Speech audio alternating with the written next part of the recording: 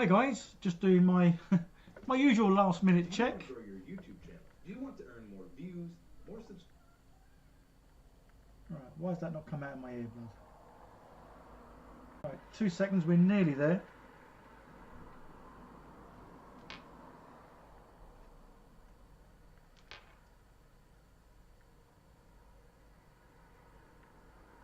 The free version too.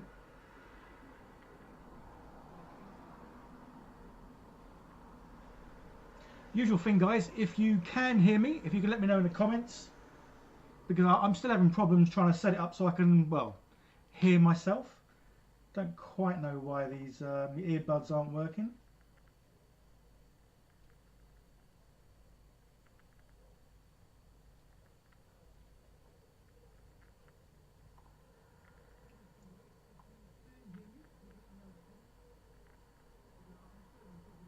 Oh, there we go. Yep, no, I think I've just done it. Well, my earbuds weren't working, but I've just heard myself on the other machine, so that's fine. Let's click a few buttons here. I have now got it set up, so I should be able to look at the camera and read comments. Yeah, there's a way you can actually turn Kindles or iPads or whatever you want to use into like monitors, and that's what I've done. So I've now got the monitor or the Kindle as like a monitor, so I can now read hopefully what you guys are saying straight away without having to keep turning my neck, and obviously missing any comments, which is good. So yeah, so the more of these I do, I say this every time, the more I do, the quicker and easier it should be for me to sort of just get up and run and go. So yeah, only a couple of things I actually did when I shut down the live stream last night. I put some little supports in here, and I stuck a little one at the back, just so when I stick it there, it obviously sits up. So that's all I've done. I haven't done anything else other than that. And yes, I've made some panels obviously last night. I did actually make a couple more today, but I'm going to leave them until probably tomorrow at the earliest, although I'm out tomorrow and Thursday. So for the rest of today's one, I want to get the rest of the framework done basically. And I have also printed out the best sort of shot I could get of the front, just so I can roughly work out how big or how long the wings are. So yeah, so basically that's what I'm going to do today, is really get the rest of the framework at the top, get the wings either side, and then it's pretty much ready to sort of cover in panels, and then obviously then we can go on and do all the detailed work. So yeah, quite a bit to do, but say it is a case of it's best to always get the framework done well straight away, just because that makes it obviously easier for everything else to follow. I have now got a little box that I'm keeping all my bits in, because earlier on today I went through the rest of the sprues that I had, rather than do it on stream, because obviously cutting nibbly knobbly bits off of sprues is a bit boring to do, let alone to watch. So yeah, so I've got all these ones already now. These are obviously going to be used for a frame. So all the nibbly knobbly bits are in here, and then say these will get them put into the jar and turned into ooey gooey spruey stuff. But yeah, so this is all I've got left in sprues, so not much, but luckily I've had a couple more people message me today to say they're going to send me some boxes or some parcels of sprues, which is cool, because say this is literally all I've got. So this will be enough to do the rest of the framework, but it won't be enough to obviously cover this and then do all the fiddly bits that I'll be doing afterwards. So yeah, so thank you to everyone that's messaged me so far and sending in sprues, which is really cool. So I do need to get newer glasses though, because as much as I can see and read what you're saying, I just sort of tilt my head back, just because I've had these glasses about 6 years. Yeah, I do need new ones. So that's Warhammer 40k. You own one of these. So do you own the actual this one, the 97 one, the metal ones? Because obviously Forge World have done, I think they've done at least 2 different versions. Obviously bigger ones, but plastic. But yeah, I'm copying obviously the 97 metal one that Squidmar did, well, about a year ago or so. But yeah, so yeah, I'm going to carry on basically with the framework. Again, some of it I'm going to be filming, some of it I don't really need to film. just because obviously this will be turned into my usual sort of 14-15 minutes long video. Because obviously no one's going to really want to sit through and watch the 2-3 hour live streams that I do. Just because obviously there's a lot of waffling and a lot of cutting of nibbly knobbly bits. So I have printed off another sheet because this one obviously kind of got glued to yesterday. So I've got another printed one, obviously exactly the same size, which I can use. So I want to make this thing here out of plasticine and then mould it and then cast the mould in ooey gooey stuff. I think for the moment I'm going to start off by doing the front of this. I'm going to quickly see if I can get my earbuds to work. I don't know why they weren't working a second ago. Just because, say, when I'm working, I normally have the TV going or music going or something going. But yeah, for some reason I couldn't seem to get my earbuds to work earlier. I'm not too sure why. So I'm just having a quick look. It says, let's have a look. Just so I can get a bit of music in one of my ears. It says it's connecting. Let's go here.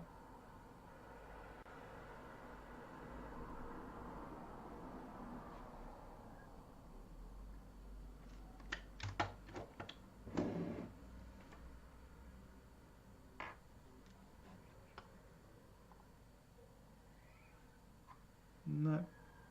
Technology, it's great when it works, isn't it? When it doesn't work, it can be a right old pain. I said these were working earlier, I don't know what's... Oh well, I'll just have to go without music, that's fine. We'll get that bit sorted. So every time I do one of these, I'll get a little bit more sorted and then it'll just be better and better each time. So, yeah, for anyone who obviously didn't watch last night's stream, I'm building the 97 Thunderhawk, originally made in metal. There are a few other versions of this from Forge World, which are plastic. But this one's actually Squidmar's one. As in the picture reference that I'm using is Squidmar's one, and I've eyeballed the size of it because I couldn't find any dimensions of this one. I could find a few dimensions of the bigger one, the Forge World one, but only like the length and the width, but I couldn't find anything for this. So I've eyeballed it by watching all his videos and sort of seeing how big his hands are compared to parts of this, or there's a couple of bits where this is beside like his arm, or even just his torso. So that's why this is going to be, give or take, about the right size. But it might be a few millimetres out. Or it might not be. I don't know. Who knows? 40k guy, this will be nice to watch while I play some Red Dead 2. Cool. Yeah, because I know a lot of you guys do sort of watch me while you're painting or just relaxing or playing games or doing other stuff, which is obviously awesome. Because I know sometimes, obviously, me cutting up nibbly knobbly bits like last night can get a little bit boring. Right. So yeah, so this front bit, the reason I didn't do it sort of initially straight on here is because it goes off at a little bit of an angle, not by much, but enough that I wanted it to look how it should look. Right. So I think what I'm going to cut these bits up, and then when I come to glue this onto there, then I'll do a little bit of filming. So again, like before, it is just a case of doing 2 lots, because obviously there's 1 lot either side.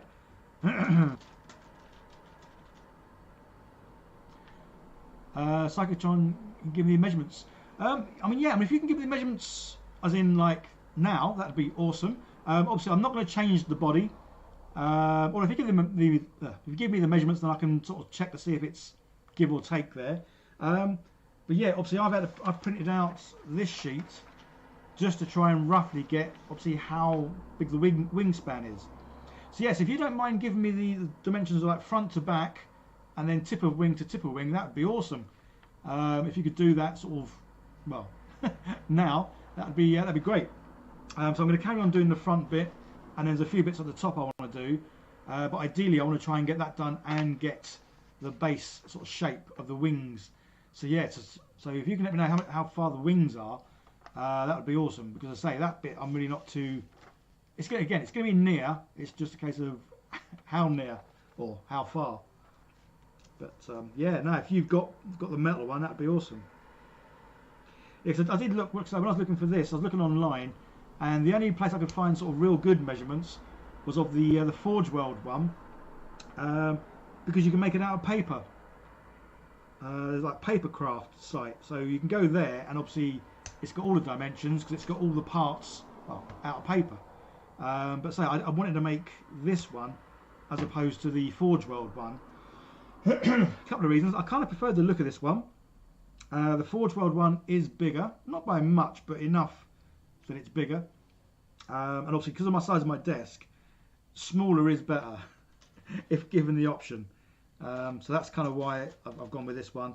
And the fact that obviously this one, when I come to do the actual video and I do the title of the video, well, like I've done the title of this, I've classed it as Warhammer 40k's most expensive model, purely because obviously Squidmar sold this one for, was it £25,600 or something, which kind of a bit of obscene. But yeah, so that's why I've gone for this one as opposed to the Forge World. And I say I prefer the look of this one.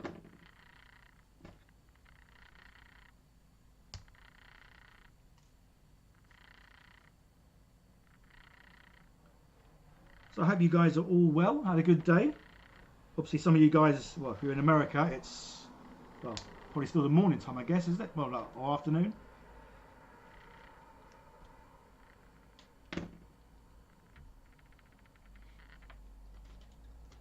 Right, so.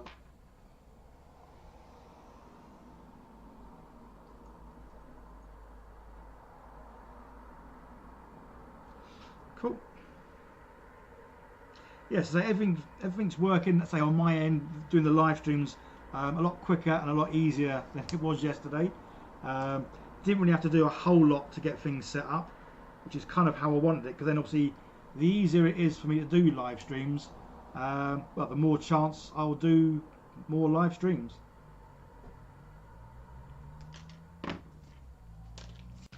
Because I am pretty much sitting at my desk pretty much every day. I do a few hours like here and there. Well, I've done quite a bit today because I'm out tomorrow. I've got a wedding on Thursday, and obviously I want to get a video up on Friday. Won't be this one, obviously. It'll be a different one. Right, that's cool. Right, where's greaseproof paper? Just because obviously last time it kind of made a bit of a mess getting everything stuck together. And I can probably put that over the top so we can get the angle.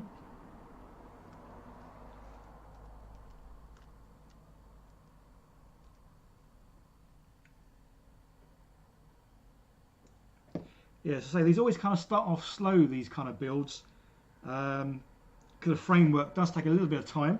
Because obviously you got to make sure the framework's done right, and it's also strong. That's why I'm obviously putting in these extra little bits here and there, just so it then doesn't sort of wobble.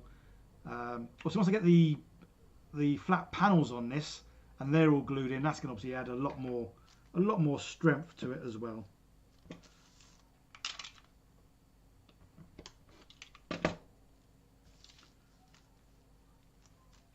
Yeah, so as I was saying the other day, guys, I am going to do one sort of sprue build a month, sort of like this kind of thing. So if there's anything you want me to make, by all means let me know. But as well as that, if you can find any instructions or details, blueprints, that kind of thing of the actual build, if you can let me know that as well. Because that's the main thing I always struggle with when I'm building some of this stuff, is not knowing the exact size and then just having problems trying to find the size. So it's like the Tau Manta. I found out what the dimensions were, like wing to wing and front to back, but all the rest of it I didn't know, which is kind of why I printed that out full size, just to make that a whole lot easier. Right, we'll have a little look. Andre's having some technical trouble on Patreon, but you're not going anywhere. Yeah, no worries, buddy. Hope whatever it is, sort it out. Eric, it's 2:15 American Central Time. Cool. Yeah, so say, was it 8 o'clock or 8:15 here, I guess. CNM Gaming, he's back. Good to see you, buddy. Yeah, Cat's here, which is cool. Yeah, it's good to see you guys. Quite a few people from yesterday, which is pretty cool.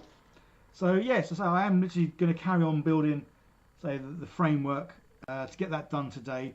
Ideally, I want to get the top bit done, front bit done, and then the wings, because then it's kind of ready for the panels to go over it. And then in another sort of live stream, I'll do all the fiddly bits, like these little emblem things. I'm going to do them out of plasticine, make a mould, and then cast sprue goo. Same with the guns, probably. Yeah, because there's a few of the guns. I can obviously make one, and then I can just knock out a few. The front of the engines, I'll probably do that as a mould as well. Because obviously there's 3 of those. There's one either side and then one underneath. So yeah, it'd be quite fun to make a few of the bits out of moulds. Just because the moulds are pretty cool, especially like on the moulds I'm going to make, like the engine parts and the guns. It's the kind of things that I could then use for other stuff. If I do any like kit bashing, I can actually use like plastic resin that I've got, so I could make some more from that. Right, good old scraper, even though it shouldn't stick to greaseproof paper. Obviously, it is a little bit. Right, slide that off.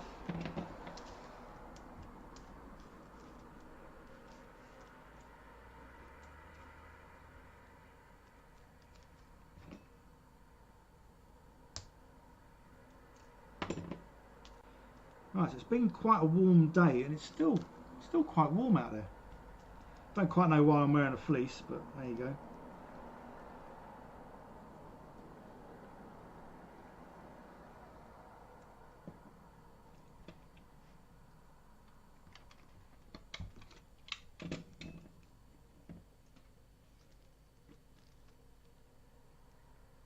Yeah, so this is where it's good having the nibbly knobbly box to hand, because as soon as a bit gets cut off, I can put it in here.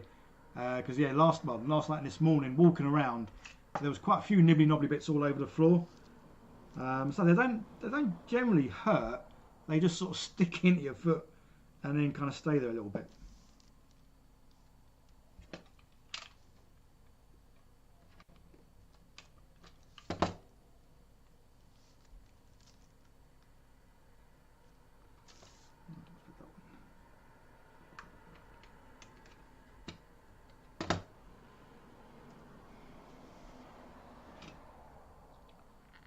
It was hot in France, yeah.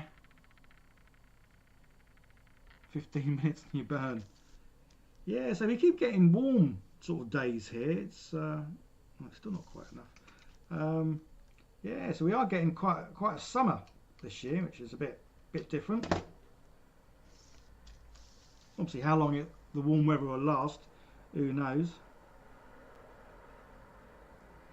All right, there we go. Right, we'll give that a second or two to sort of bond. Right, we really want to get these earbuds working, but I don't know what is wrong. Although they may well be attached to my Kindle. Right, let's have one more go. Well, I always say one more go, then try about another 5 times.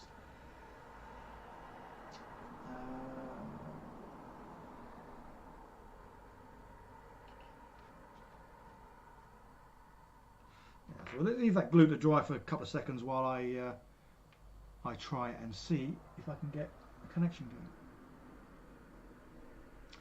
going. Mr. Self-Destruction, that's a nice skeleton that I have there. It is. So yeah, sprues are great for making frameworks. If nothing else, yeah, make frames. Right, is still discoverable.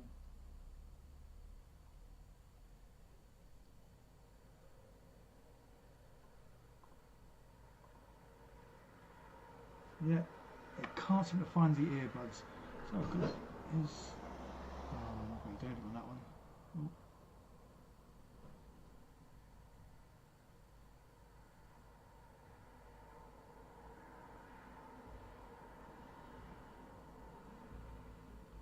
Yeah, no, I'll get the earbuds sorted for next time. I don't know, I mean, last night I didn't actually have any music going. It just feels really quiet today for some reason.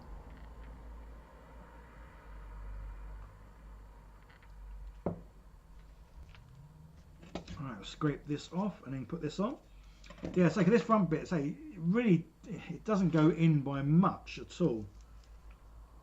But definitely enough that warrants making it a separate part. So I think what we'll do is if we cut bits up that are just inside of that one, about there.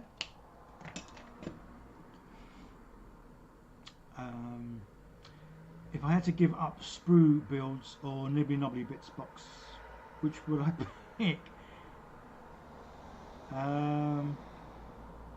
If I had to give up my sprue builds or the nibbly knobbly bits box, I don't know. Well, obviously my nibbly knobbly bits, there's not really a lot in there, to be honest. Yeah, there's not many, mainly because obviously once I get sort of quite a few, I just put them in the old jar of acetone. So don't tend to have normally much in there. Right, so many of these I need 1, 2, 3 bits, I reckon. So yes, I might film this bit, just putting this front bit on.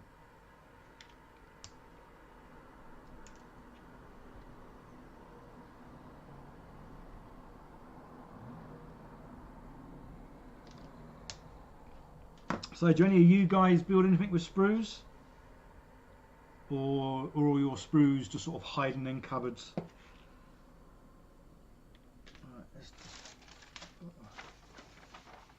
get a nice picture and put it over there just so I can see it. It's always nice looking at. It's always nice to know what you're building. Oh, pardon me. And then this is going to go like that.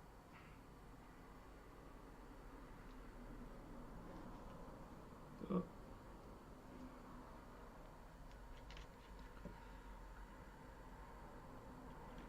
I think I'll do what I did last time, put these on here, put the other one on top, and then I'll offer it up.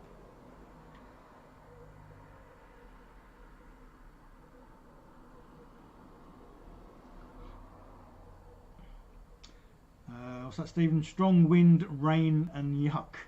It's on Shetland. Yeah, I need to get my glasses changed. So I've got it the set up better that I can now look towards you and read the comments. But the comments are still quite small. Which obviously wouldn't be an issue if my glasses were the right strength.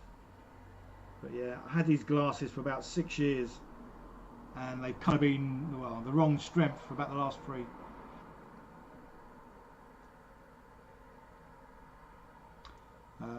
Psychotrom's in the kitchen. Hopefully you're making something nice.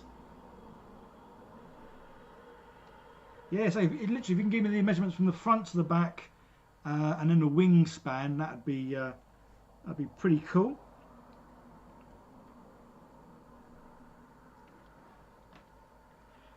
That screen needs lightening up a little bit. Let's have a little bit better. Yes, it's pretty cool that you can turn Kindles and iPads into external monitors. So I've already got like 2 monitors over here. Obviously my mouse can go between the 2, but then it flicks onto the little Kindle, which is quite cool. And good old Google is how I found that out. Oh, not Google, YouTube I mean. Yeah, YouTube, find out everything on there. How to turn a Kindle into an external monitor. Awesome.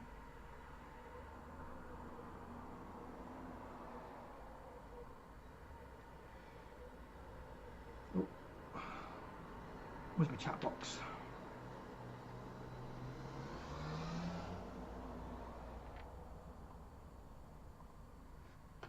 There we go.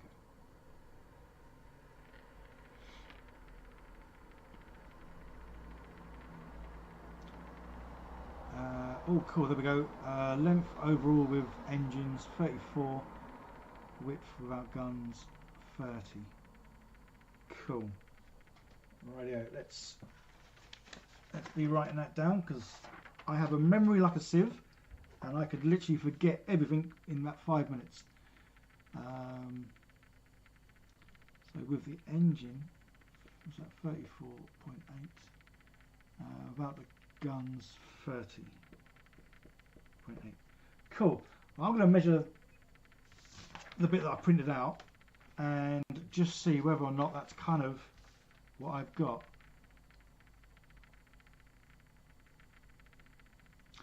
Weight 11 kilograms. Yeah, I don't think mine's going to weigh quite as much unless I put a little hole at the back when it's built, then just pour lead inside. Could you, Psychotron, could you measure the front to the back as well, please? Again, just so I can see roughly sort of how near what I've got is.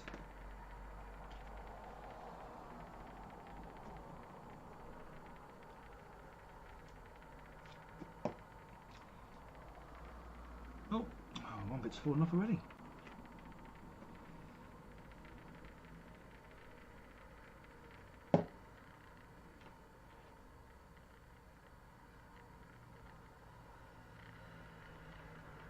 I say this glue, it's the cheaper glue, great for sticking skin, but sometimes other stuff a little bit trickier.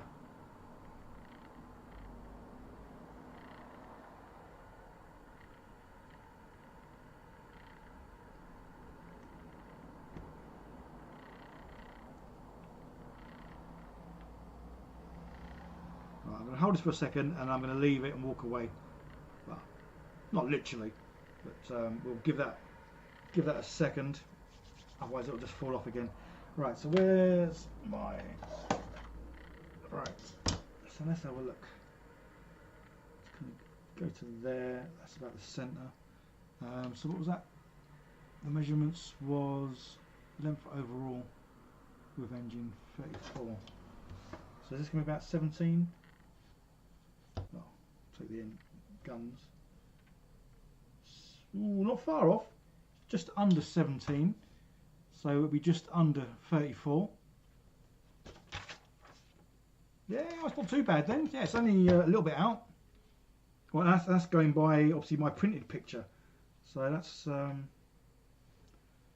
yeah, not too bad at all.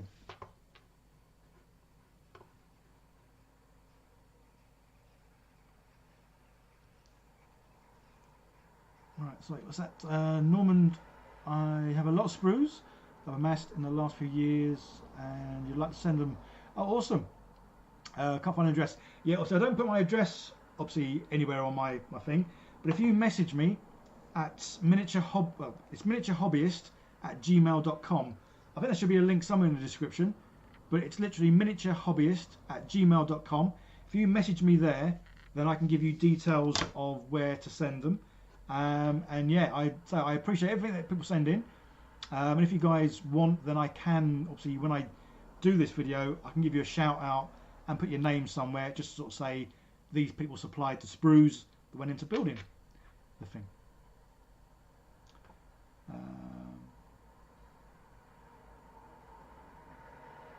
Oh, let's have a quick look. I think I've missed a bit about the guns. 30.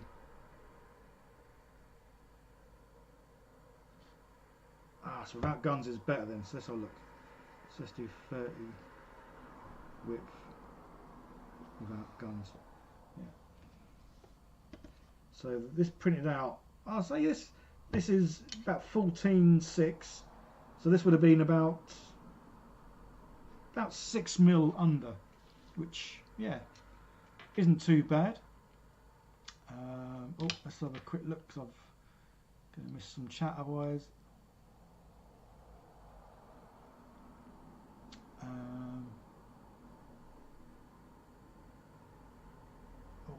If you're talking the old metal Thunderhawk, then yes, that is the most.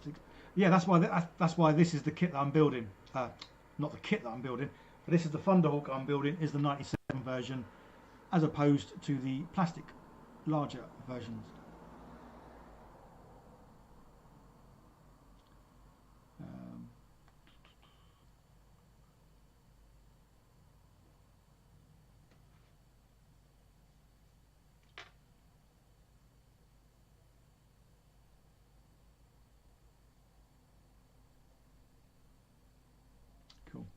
Did I get the big tower finished? I finished it as much as I was going to finish it. As in, it was built, but the one thing I didn't do, which I was going to do, was sand the whole thing down, so it would have been perfectly smooth. But because it took so long to build, I kind of got to the end of it, and I didn't fancy sanding it down. So it was smooth-ish, but it could have been a lot smoother. But then I sold it. Someone bought it, and they were then going to, well, finish it off.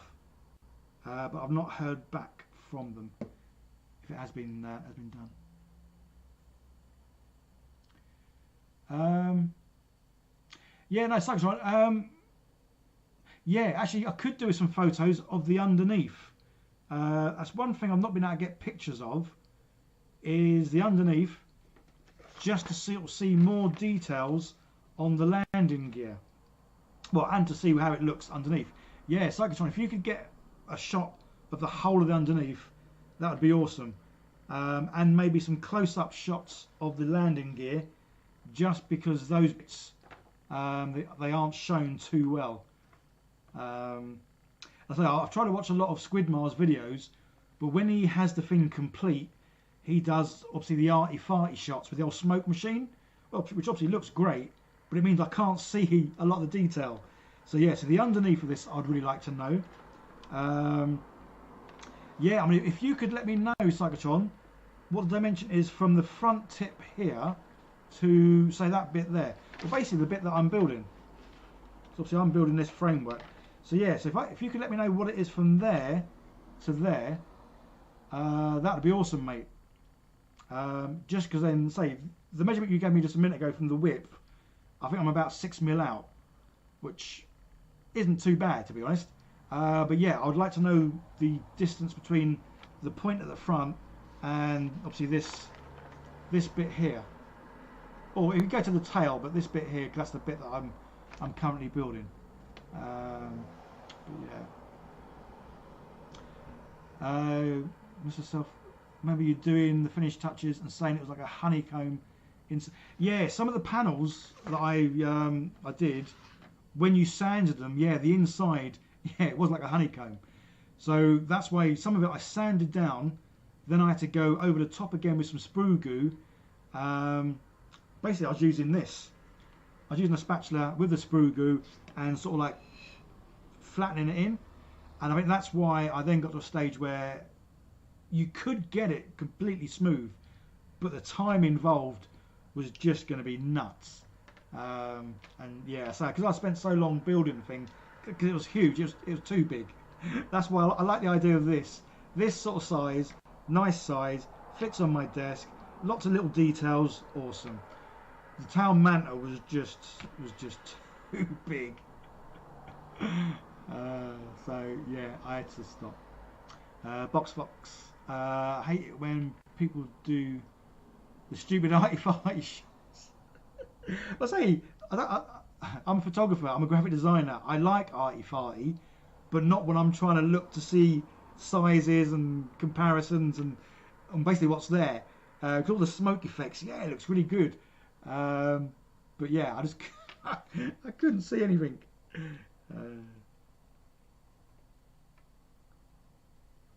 Right, yeah, this glue is just taking forever to dry. Been a bit of a mare.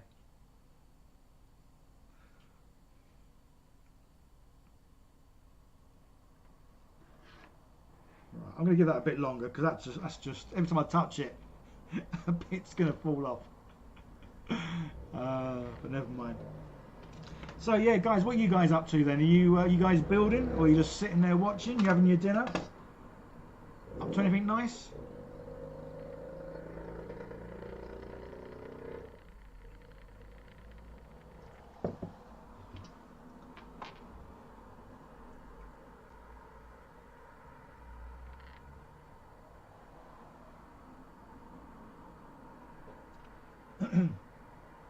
So what's that? Length without engine is 30 centimeters. Where do you mean by without engine? So I'm guessing going from the front Oh, that's why it's put up there. So you're going from the front, and then how far back? I mean, the tip of the wing, or oh, see now if you're measuring from the front of the vehicle to the sort of like tip of the wing bit, mine is 29.9, and you're saying 30 centimeters. So that's if that is where you're measuring to, I would say I did a pretty good job of eyeballing this. If I'm just 1 millimeter out. Andre is watching with some coffee. Awesome. Yeah, I've got Pepsi. Someone's at what's that? Godsmoke is at a folk festival in Sidmouth. Awesome. I bet it's lovely. If you've got the nice weather like here, it's been quite a warm, sort of sunny blue sky. Yeah. So again, I do need to get better glasses because literally, when I'm reading, I have to look at the very bottom bit to sort of see things. Or I'd probably move that. Oh, probably move it a bit nearer. I can't see it in that screen. Can't see it there. Oh, that's better. Yeah. Cool. I can see it better. It's great if you can see my desk set up. I've got so many like these things on. Oh, you can't see that one. But yeah, these things on like floaty arms. I've got 1, 2, 3, 4, 5. I've got 5 of these, all with different things on, and they're great because they just move around and yeah, pretty awesome. But it does look really weird because obviously you guys probably just see me and a desk, whereas I'm seeing all these bits everywhere. Yeah, it's a cyclotron. If that is what you're saying, say from the front tip here to this bit here as being 30 centimeters, then that's pretty cool because mine is 29.9, which I can definitely live with. But I'm going to give my glasses a clean as well, because I think they're a bit murky, which doesn't help. Yeah, so take them off, and I definitely can't read anything that's written. Right.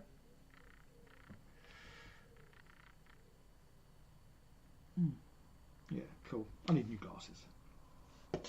Right, let's have a look, see if that bit is not going to fall. Oh.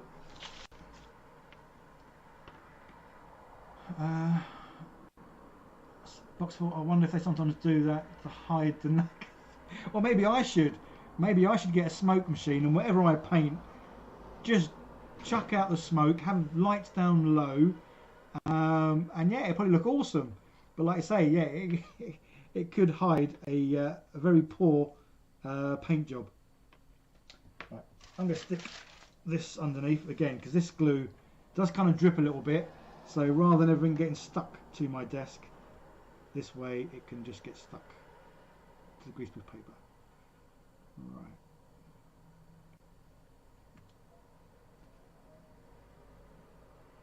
Cool. And I might actually use my little helping hands for this because then I can glue it and I've not got, well, keep holding it. So one of these things, I bought this well, probably a good 2 years ago. When I first started this channel, I bought loads of stuff, went a bit mad, never used half of it, kept it because I don't like throwing stuff away, especially if I've bought it, I'm going to keep it or use it. So yeah, it's nice. Oh look, everything's falling apart. It's nice to actually use things that I've had for some time, even if they have just broke everything.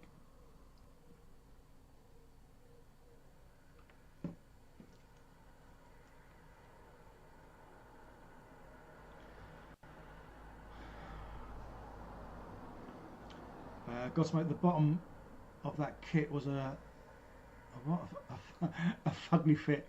The fact that it was lead meant that when it got dropped, it didn't do so much break as warp and deform. Yeah, but say I watched obviously Squidmar, so I only came across, not his channel, obviously I've known him quite a while, for a while, but I only came across him making this, even though he did it a year ago. And yeah, there was 3 of them working on it, and they had to do so much sanding, drilling. Obviously, because it was pinned as well, and it was just like, whoa.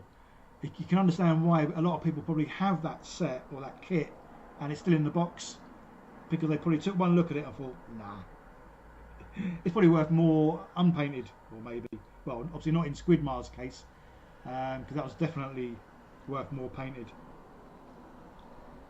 Man, come on, glue. What if it's because it is warm here?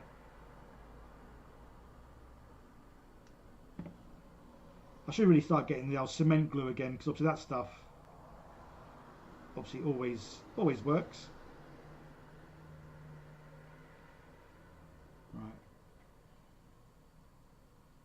Yeah, I think was it 250 were made. Yeah, and I think they sold originally for about £400, wasn't it? $650 or something.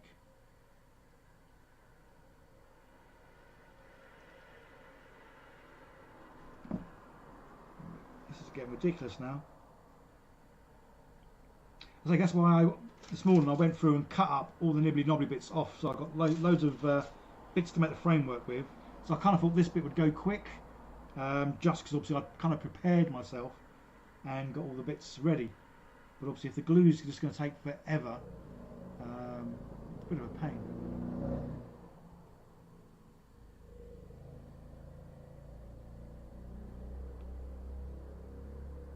Come on, glue. Right. I'm going to take a little chocolate biscuit break then while that's going to dry, hopefully, because that's just taking forever.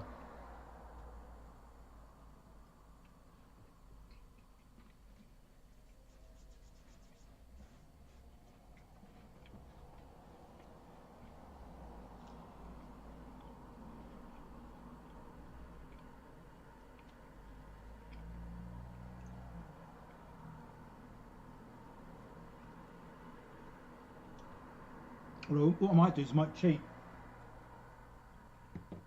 Just funny enough, Squidmar did it, but I've been doing it for ages. And that is sometimes when the glue doesn't want to dry, I use a little bit of UV resin, just because obviously this with the old light just dries instantly. And it's funny that he actually did that on this. Man, this is ridiculous. I say it's sticking my fingers instantly, but the actual plastic, not so much.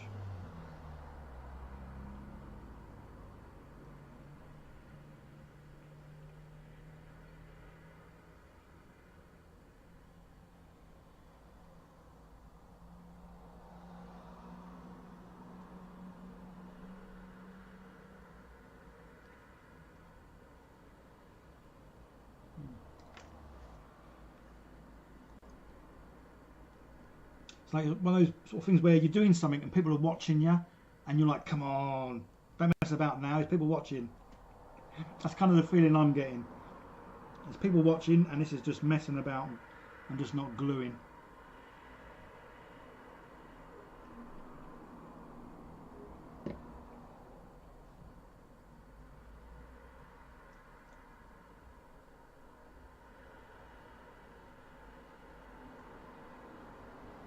Or maybe I should just leave this and then start making that top bit, just to give this more of a chance. Because say this is just, I don't know what's going on. So right, if we can move this out of the way, I think I'm going to do that. I'm going to get this back to how it should be.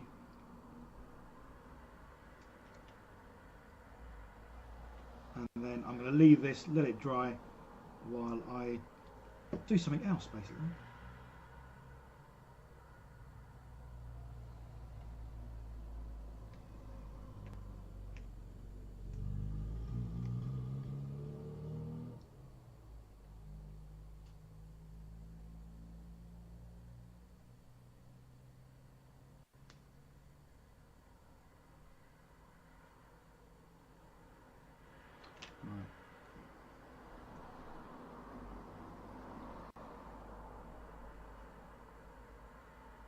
So maybe I'm getting confused on what bit I've got.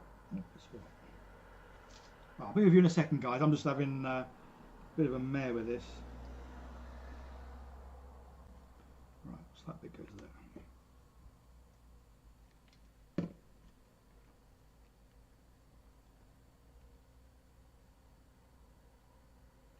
Right, I'm going to put this to one side because I just, the glue is just not gluing.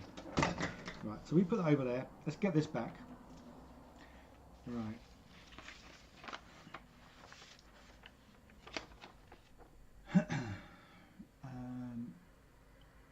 Oh, so I've got mail. 5 photos from underneath. Awesome.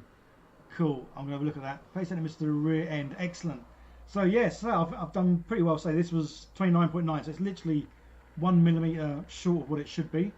So I'm pleased about that. Could I sand key the glue? Yeah, probably. To be honest, like yeah. Sometimes when these bits are cut, they're not flush. And then trying to put that against another bit which isn't flush obviously means there is a bit of a gap and the contact, yeah, isn't as good as it should be. I mean, it is that case though. Sometimes you can get impatient, or I can, and even more so when there's people watching. Say, even though you're not in the room with me, I know you're there. I know you're watching, and then you just want it to work instantly, and it's not. It's like, rrr. So yeah, I'm gonna do the top bit here. While that's sorting itself out, I'm going to do something else. Box was when am I going to build the life size? Yeah, no. I enjoyed building the Orc Stomper. I enjoyed that, and that was quite a size thing. That was fun. Yeah, the Town Manta. It seemed like a good idea at the time. I should have just scaled it down because I wanted to build it the size it should be. I did, and yeah, I shouldn't have, because I think that kind of put me off. Sprues. Yeah, because obviously that was my last sprue build, and I think I even advertised the video as my last Warhammer sprue build, and I think it's because it's just too much sprue. But yeah. Anyway, right. Let's do this other little bit. So this other bit, again, it does seem to sort of like go in at a little bit of an angle, not by much. Oh, so yes, I can actually measure this because this wasn't far off the size it should be. Orc stuff doesn't have to be smooth. Yeah, that's why the Orc Stomper I think looked really good, because the panels looked like they'd been beaten.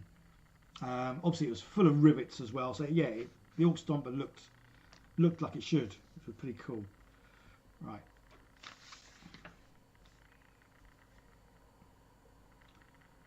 So these bits are that long, give or take.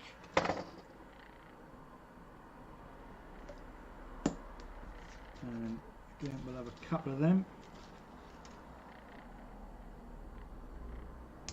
Oh, something I was going to ask, guys. Obviously, there's no music or backtrack to me talking or not talking. Do you guys like it that there's no sort of music in the background distracting, or would you rather I did have some sort of music in the background just for when I'm not talking? There is still a sound. So I think when I used to live stream, I think I did used to have a background or a background track. But yeah, I haven't at the moment, obviously.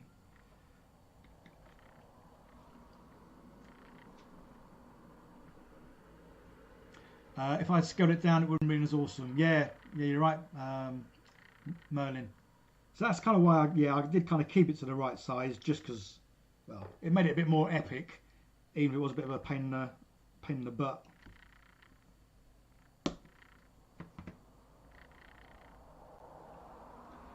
So let's see if I can try and cut these so it is a bit of a better connection. Because that is definitely must be what's going on over there with the glue not dry and the connection's a bit pants. Oh, right, actually I want to keep this one nice and neat actually. Let's get the old drawing. Let's got a few little bullet holes, so we'll use that one again because well, it doesn't matter if this one gets more glue and bits on it. Let's bring it down a bit so you can see more of what I'm doing.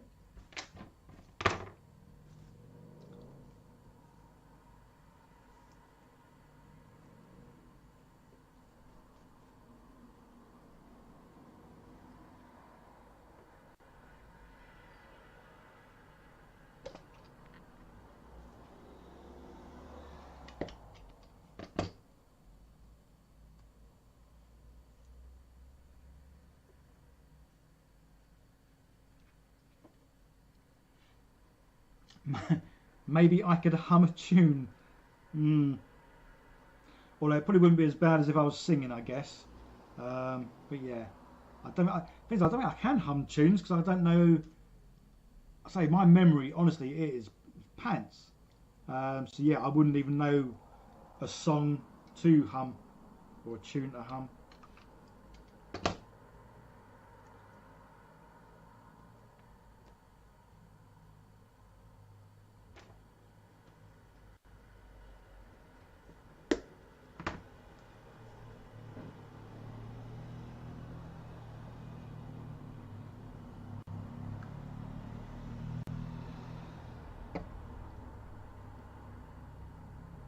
Yeah, so I think tonight I'm probably doing less talking because I'm trying to concentrate more. Because I know when I start talking, I do start waffling and then just go off track. So I think this time I'm trying my best to actually get something done. Boxbox, what's my preferred gap filler? You like pre-mixed wall paste for fixing holes? Oh, okay. Well, my normal gap filler, oh, I haven't got it here, is just grout. I like grout. Mainly because you can get tubs of it that's dirt cheap. You can get ones that sort of go rock hard in about 10-15 minutes. Yeah, I like using grout as my normal kind of filler. If you're talking about terrain and stuff anyway. Yeah, good old filler. Right, let's have another look at this other bit. Have these bits dried enough that I can glue them together? Oh, look, that's still not. It's still all wibbly wobbly. Right, so we can get this top bit on, and again, I'm just going to leave it for a while.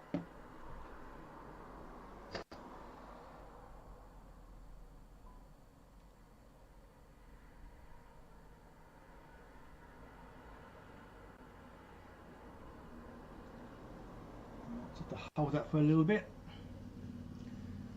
CNM Gaming, yeah, cheers for being here. Yeah, I'm not sure where my next one will be. Probably next week, I would have thought. Just got quite a few things going on in the evenings this week. Although that being said, I could possibly do one Friday morning actually. See how it goes. Cool. But yeah, I think pretty much everything I do with the build of this, I will be doing in live streams. Oh, you monkey.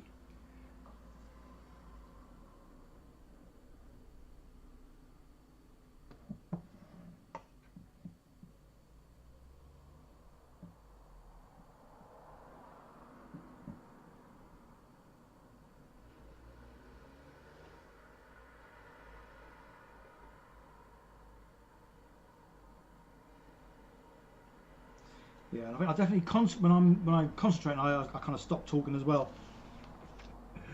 because I'm easily confused. Right, where's my scraper? There we go.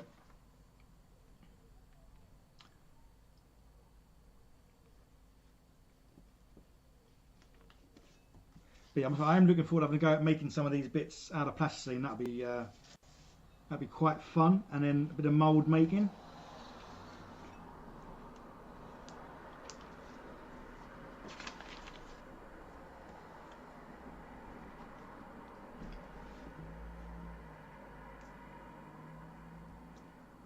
This is where we can put bits over here, give them a bit more glue, and then give them a second to fully adhere, and then we can carry on making some more bits over here.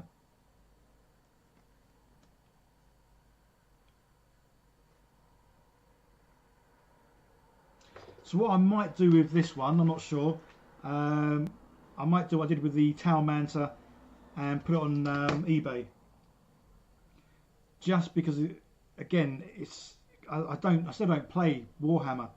So as much as I like making these things, it would just sit around and not do anything. Whereas it'd almost be quite nice to know that someone was actually using it.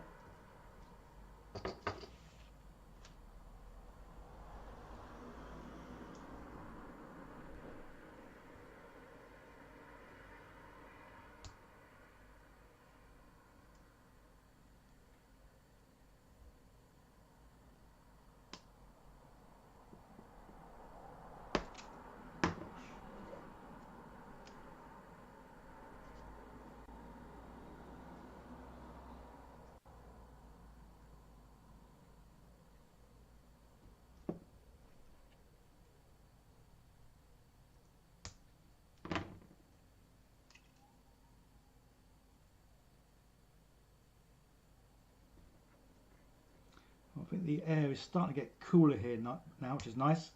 Certainly for the nice breeze coming in the window.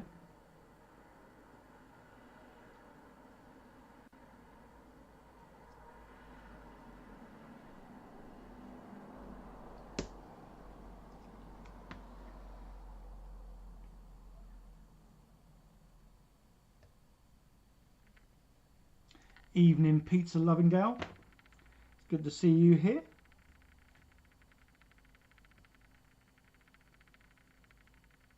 So say there's definitely going to be less chatting tonight, in the hope that there'll be more work.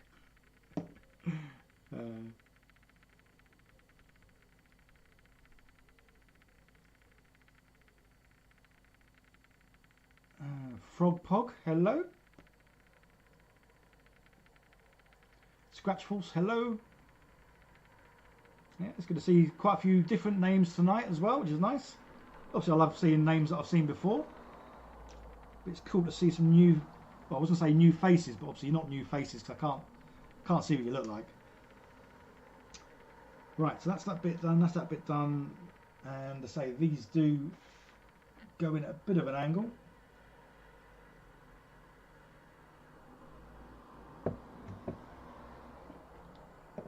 So yeah, what I'm going to cut quite a few bits up together. Once it's all dried, then I'm going to do some filming of me attaching these bits, obviously where they're meant to go.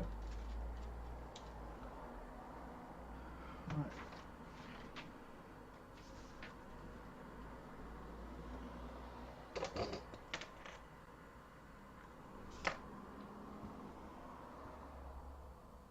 Cool. Yeah, so I think I was quite lucky in that my eyeballing and guesstimating and printing these picture out. By the sounds of it, it's only like 1 millimeter out, which is pretty cool.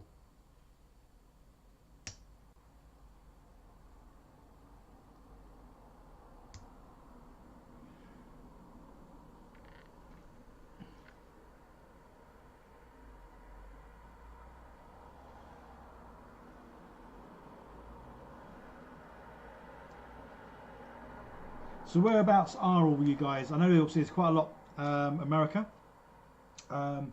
Is there anyone other than American and English here? Any other countries out and about?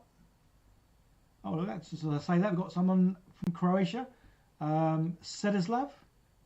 You like my imaginative works? Thank you so much. Although I'm kind of like copying in a bit of a way, well, this one anyway. But obviously, this I'm making it out of something different. It's not been made out of metal. It's been made out of well, good old sprues.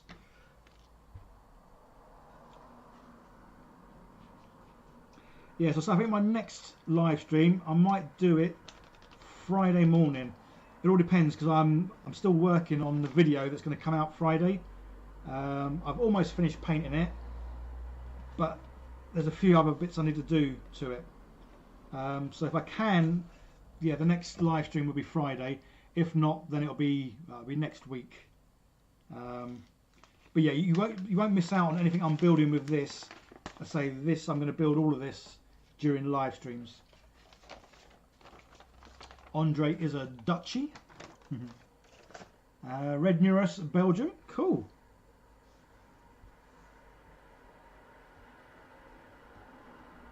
Yes, I know whenever I look at the analytics, which I know I shouldn't look at, but I always do.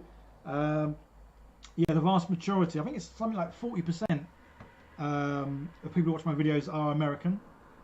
And then I think it's around about 20 maybe 30% are UK. And then obviously the rest sort of, well, all over, which is nice. So that's the reason why I like the idea of doing the live stream on Friday in the morning, just because I know I get people from, well, some people obviously can't make this live stream, so that's the reason why it's nice to do a live stream at a different time. But yeah, I always find whenever I do the live streams in the morning, I seem to get a lot more from sort of like sort of the other way, like Singapore, Thailand, Australia, and that kind of thing, which is pretty cool. Right, let's just hold this up just to check this is going rough. Oh, so let's just mark it on here actually. Got to be easier, isn't it? Get the pen.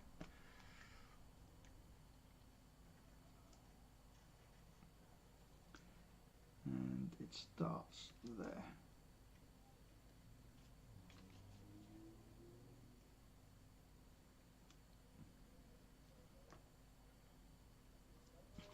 Cool. Yeah, so once I start getting the panels on this, which won't be tonight, but it might be Friday, then it will start to take more shape and start looking, obviously, how it's meant to be looking.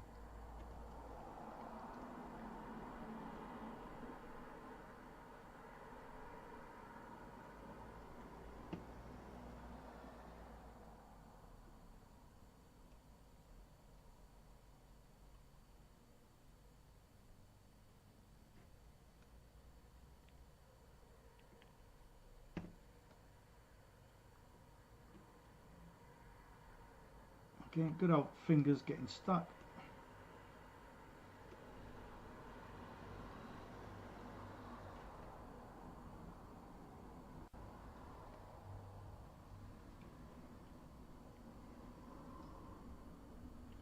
We'll just hold that for a little bit.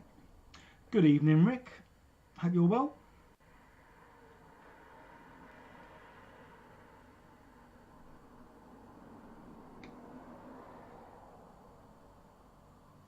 Yeah, I think maybe I should get some different glue, because this glue is it's just not sticking very quick.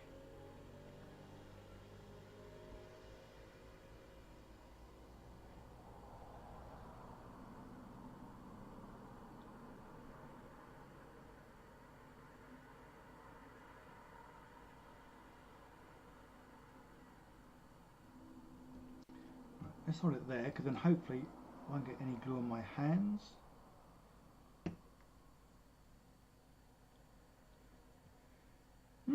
Can be quite fiddly.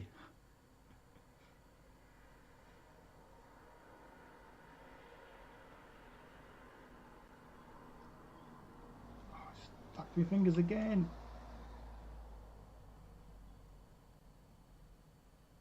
Sure, I had this problem.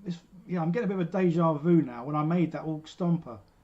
Because obviously that Orc Stomper's got a big frame inside it. I'm sure I had problems with that, with the glue just not sticking, except to me.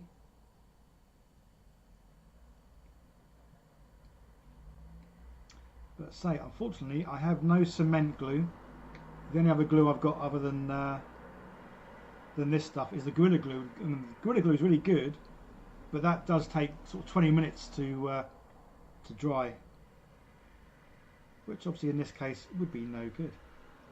Right, let's hold it for a little bit longer. Fingers crossed, it'll soon dry or cure, or whatever the word is. All right, don't touch that. Let's have a little drink.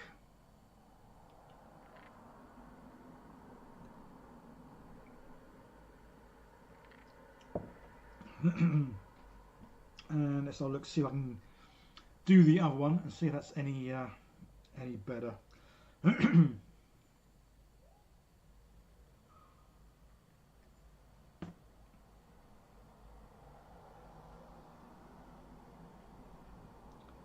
Obviously, keeping the fingers away. Oh, I mean, before I do that, I'm going to film this up a bit.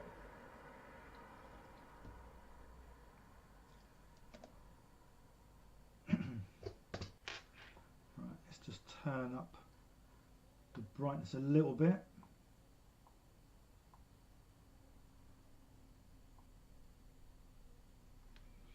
Cool. And then we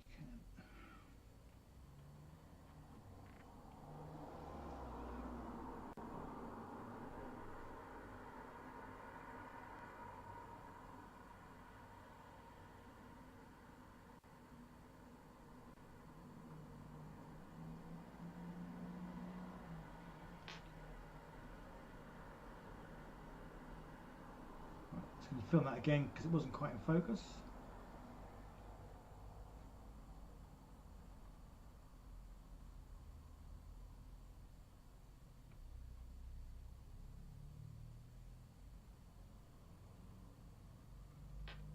Cool, that'll do. So it's only a case of filming little bits here and there, and then when I come to edit it, it'll obviously be like a little montage almost of me just sort of putting bits up and obviously them sticking straight away, as opposed to the reality of me using the glue and then holding the piece for like 5 minutes, waiting for it to stick.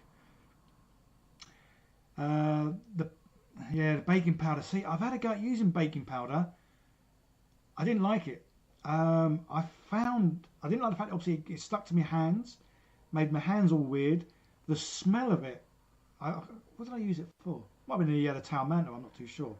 But yeah, I've used it once and it gave me a headache, and it just felt like I could just taste it almost, but in my nose. So yes, I don't use baking powder, just because, as I say, hated it. I'd rather get annoyed with the glue, hold a bit for 10 minutes, than use baking powder now. Yeah, just because it's just nasty stuff. Mr. Self-Destruction, I am using super glue because I don't have any cement glue. Because I stopped doing sprue builds, when I run out of cement glue, I didn't buy any more. Because obviously a lot of my builds are, well, all sorts. That's why I tend to either use the Gorilla Glue, or I do sometimes obviously use this super glue. But say this super glue is a cheaper one. Because this one was about £3.20, I think, for a big old pot.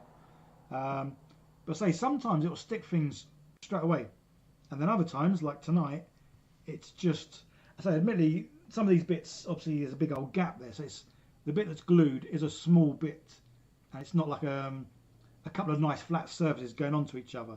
So that is obviously part of the reason as well. So it's not just the glue not being very gluey, it is the fact that I'm trying to glue small bits to other small bits, so there's no real good flat edges. So kind of my own fault really, but hey ho.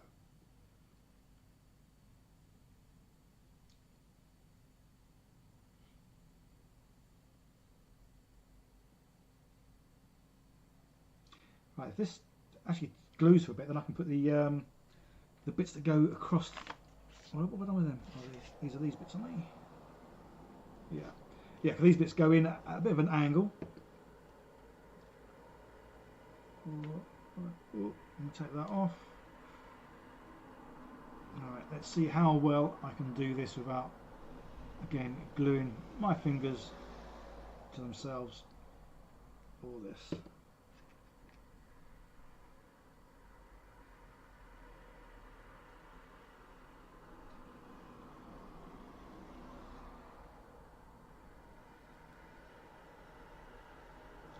Yes, I think because I am going to be doing obviously more and more sprue builds, then I may well start getting the old cement glue again. Just because the one thing I do like about the cement glue is obviously it doesn't stick your fingers, which is pretty cool. Although it doesn't stick fingers, but the smell of it is quite strong, I find. Especially compared to obviously the super glue, I can't really smell anything. But I know with the cement glue, it's quite a strong smell. Come on, fingers, stop stinging.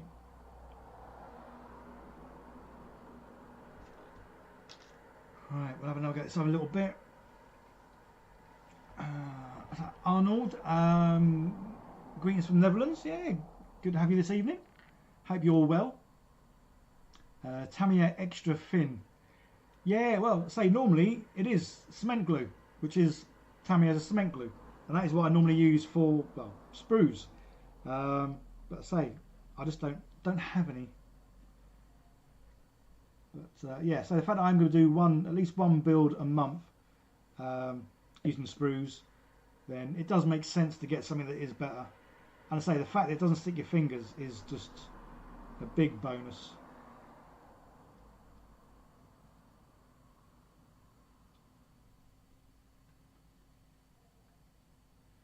Hot glue. Yeah, probably.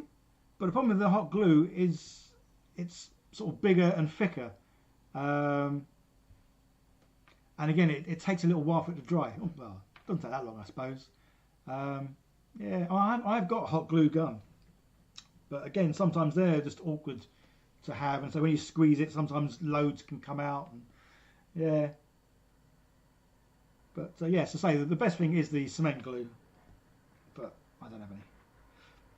Right, So I might put another support in the centre, just because I like, when I make these frames, I like them to be sturdy. Oh, pardon me. I like it so you can pick something up and you know it's not going to like crumple or fold or break.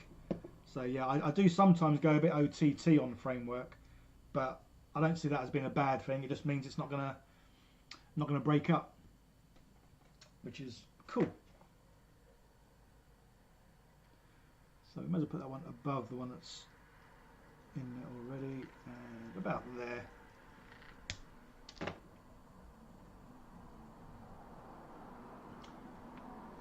Mr. Software, you never put your face over it. Really smell the acetone. Okay.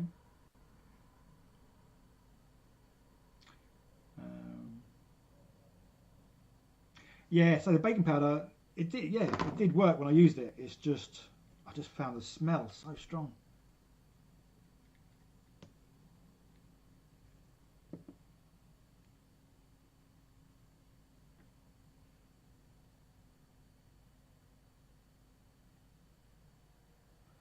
But I'll say we're getting there.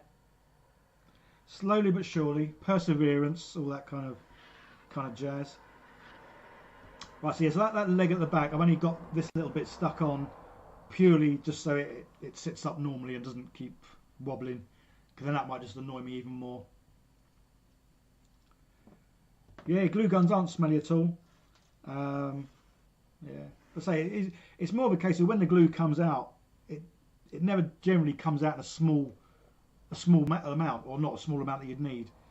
Oh man, I still didn't. I left this thing alone. It's still pants.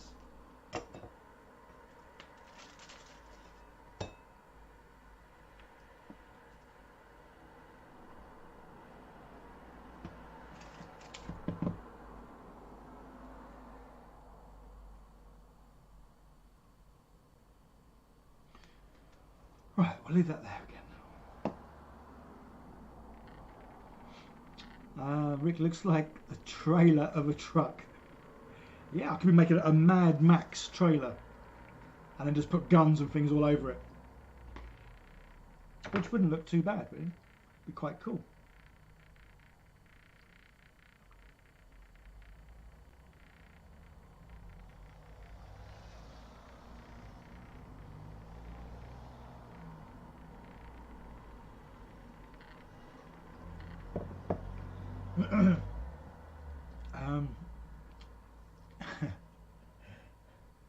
Well, yeah, Merlin, you're quite right. This is the most expensive model ever, purely because it's made out of sprues.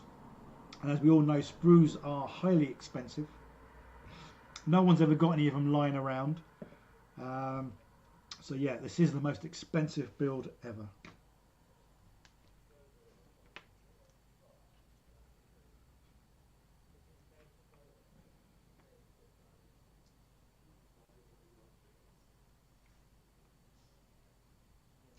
Man, it still isn't glued together properly. It's ridiculous.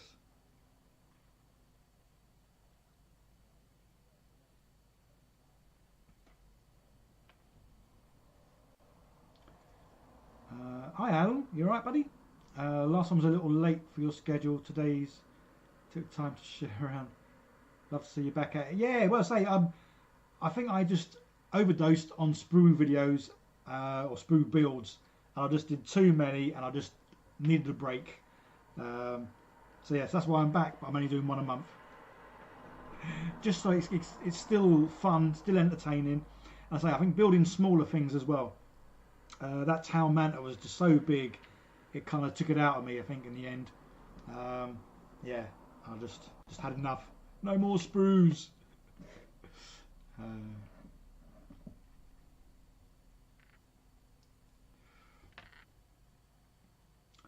GW, yeah, well, it's really weird because obviously they did send me an email when I very first started this channel, just because I was making moulds of GW parts and then obviously casting it in resin.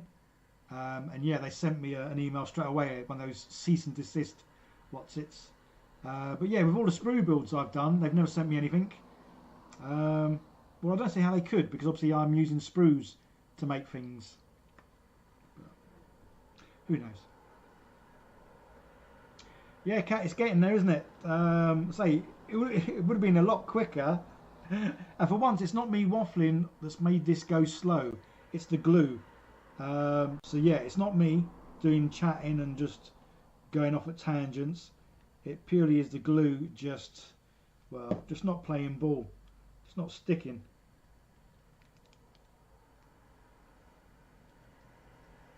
Let's just try and angle this, oh, a little bit. Oh man.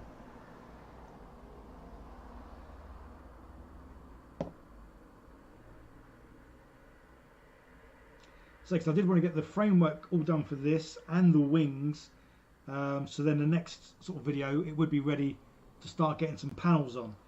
And I don't even know what the time is. What is the time? 9:20. That's not too bad.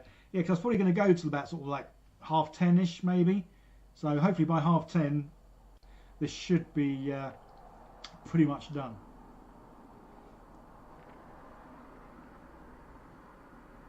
He says, as long as the glue starts to play ball, which it's, yeah, I don't know why the green ones, I can't see why the green ones would be any different, because these ones have actually got some nice flat edges that are getting glue on. I can't see the glue ones having any sort of anything on the outside of the plastic to make them different. But yeah, the glue's certainly having problems with the green ones. Well, that green one went on. Who knows? Who knows? But yeah, so I want to get the front on. Well, there is another little bit on the top. Could do that first. Was there someone else mentioned about the baking powder? Baking soda. Yeah. I've tried baking soda. Didn't like it. I found the smell just gave me a headache. It gets on your fingers. And yeah, disgusting stuff. I say normally I don't really have that much of an issue with the super glue, but I think it is more that case, like I was saying earlier, when you're doing something and someone's watching you over your shoulder, you want whatever it is to go really well and to work straight away. And I think that's what's happening here with you guys, because I know you guys are watching, so I'm putting a bit of glue on and I want it to sort of stick instantly, which I know with this glue that isn't the case, because I think this does. Yeah, there you go. It says, yeah, set time 5 to 15 seconds. So this is a super glue, but it's not like your very small little super glues that cost £5 that are instant. This super glue is a 5 to 15 seconds super glue. But I think sometimes that's more of a 10 to 30 seconds super glue. But yeah, so I think I'm just getting a bit impatient knowing you guys are there. And knowing I really want to try and get the framework all kind of done in tonight's sort of session. Yeah, these green ones definitely aren't sticking. Can't see why not. Because because surely all sprues are sprues. As in, it's not coated in a layer of film or something else.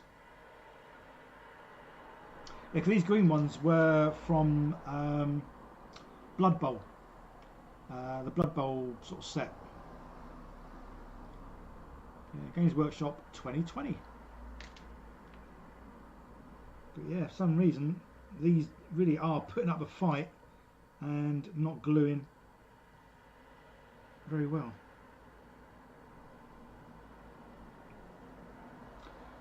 Let's have another go so I can get the helping hands.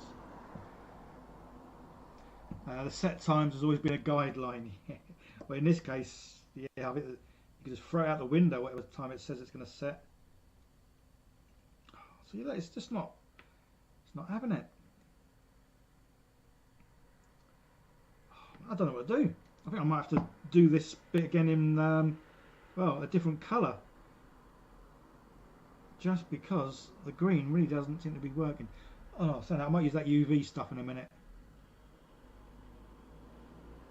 Just because I think there's only so long I can be patient with this before I give up.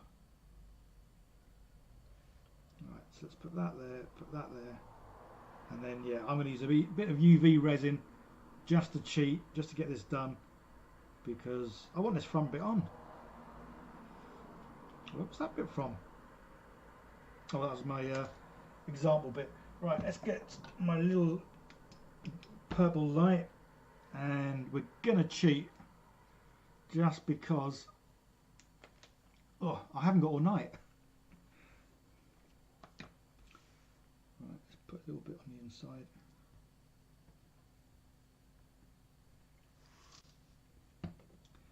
And then good old UV light. Yeah, so if in doubt, cheat.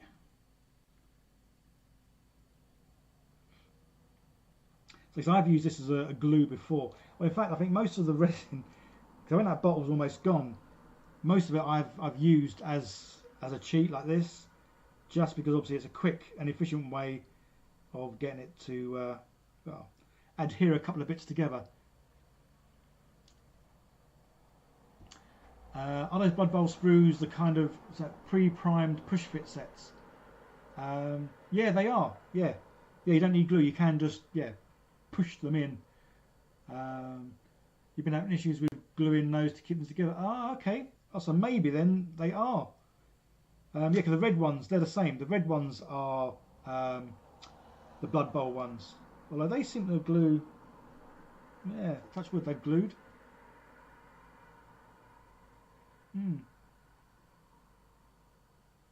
But yeah, certainly these green ones, definitely an issue. Right. And we'll put it on its back, or whatever this is, and do this, and then we shouldn't have any issues, he says. Fingers crossed.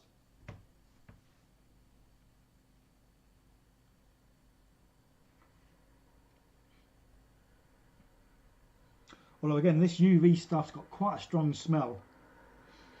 Although it's quite a nice strong smell. It's like when you get those big black marker pens and you sniff them and you think, oh, that's nice. But obviously you shouldn't, because they can give you headaches and all kinds of other issues. It's probably the same with that. It smells nice, but you shouldn't sniff it.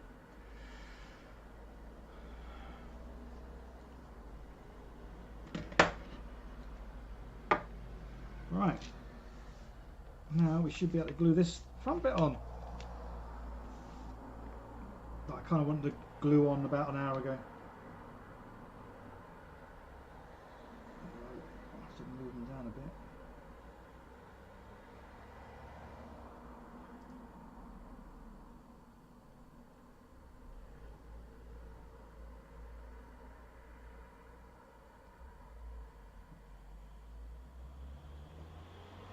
Still not quite done. Yeah, I think for this bit, just talk amongst yourselves, guys, because this is just getting ridiculous.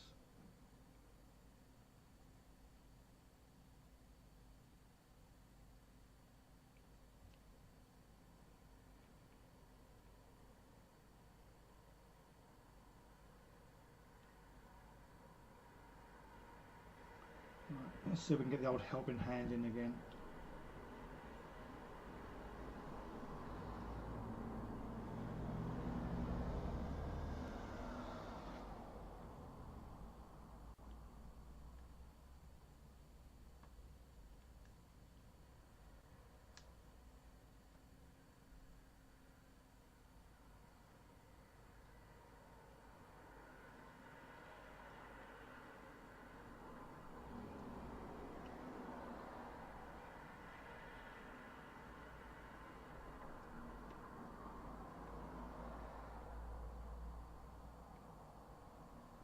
Right, nearly there. Well, I was saying that, the chance are it may not actually stick to the grey sprues.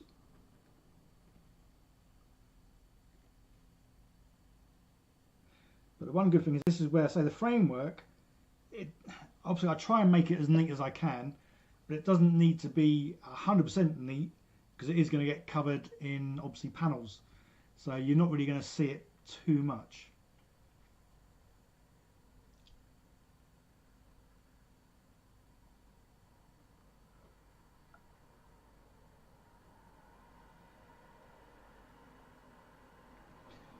So I might use some more of that, that UV stuff here, because if the green stuff's not sticking to itself, it may not stick to the plastic, the grey.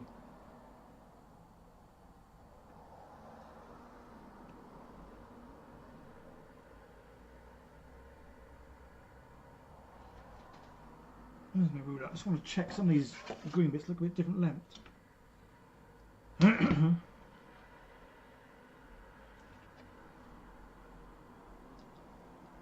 That's 6, and oh, they are the same length. Some optical illusion then.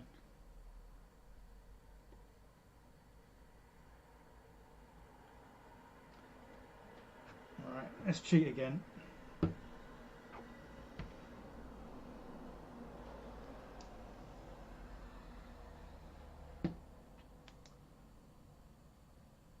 That's the good thing about the UV resin as well. It does kind of like fill in a lot of gaps.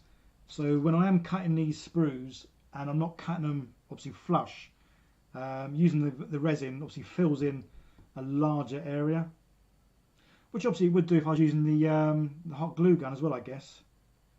Although the thing I find with the hot glue gun is, even though you glue bits together, like a day or so later, you probably could almost snap them apart. So yeah, the hot glue gun is good, but it never seems obviously as strong as, well, a whole load of other glues.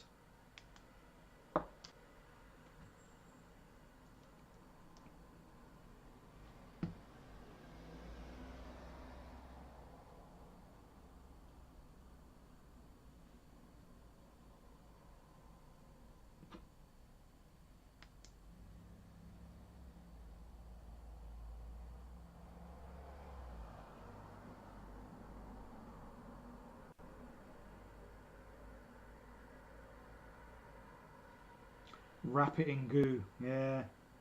Well, it kind of is in a way, I guess. It's going to have obviously the sprue panels, and they are made from goo. Right, I better take that off because that's not really doing a whole lot now.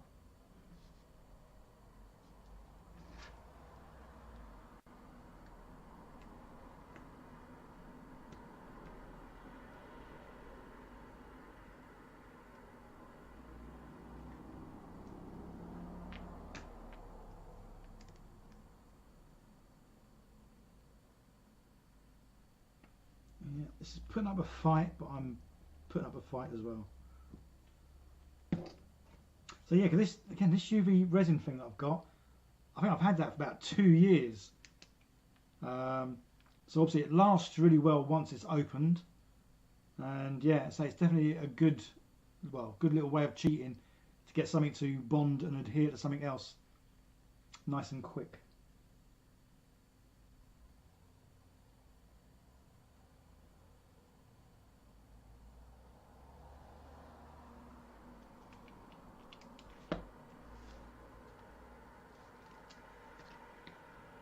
Right, one little last bit to go in. I can finish off the top, and then we'll have a little go at the wings.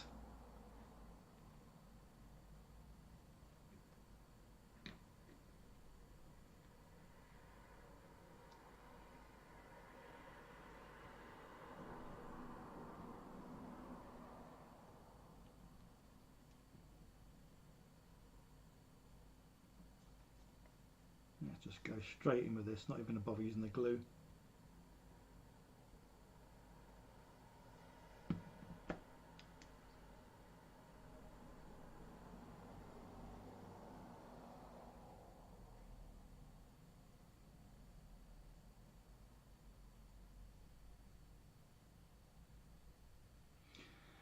And there we go, that's almost done.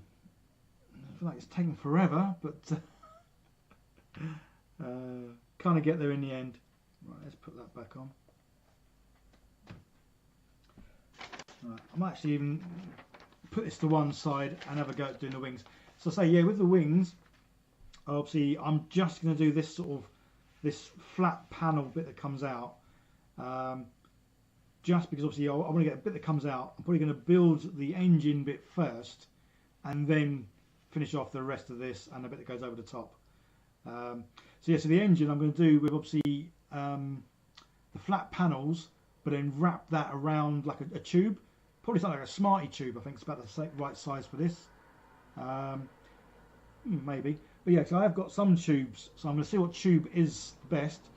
And I say, yeah, simply is a case of getting the flat panel that I made some of yesterday by rolling them out and then wrapping that around something, and then you leave it. Once it hardens, it stays in obviously that shape. So that'd be pretty cool. But also say this front bit, I probably will have a go at making that somehow, and then make a mould of that.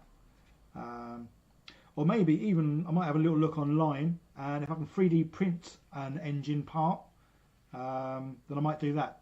3D print that part and then make a mould and then cast that in sprue goo.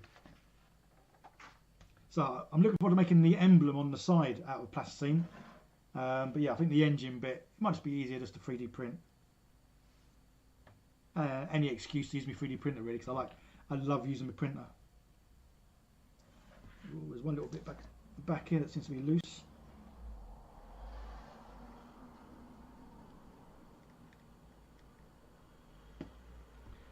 Give that a second.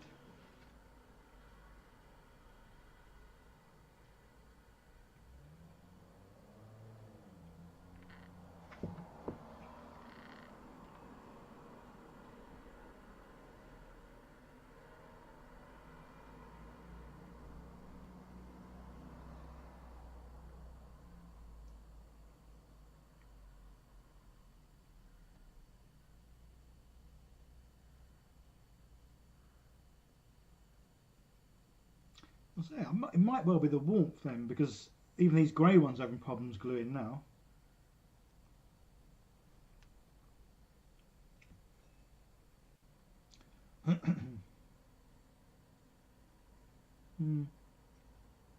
Yeah, definitely. I think I'm going to go on Amazon later and get myself some cement glue, just so that's here for next time. I think. Oh, my, take the lid off.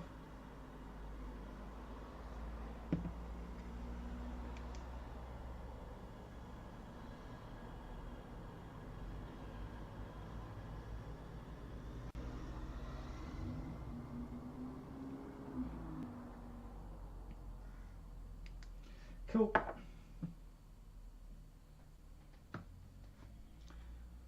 Rightio, let's put that to one side. Let's clear that off. Clear that off. And then have a look at the wing. Yes, yeah, so there are quite a lot of sort of fiddly little bits with this.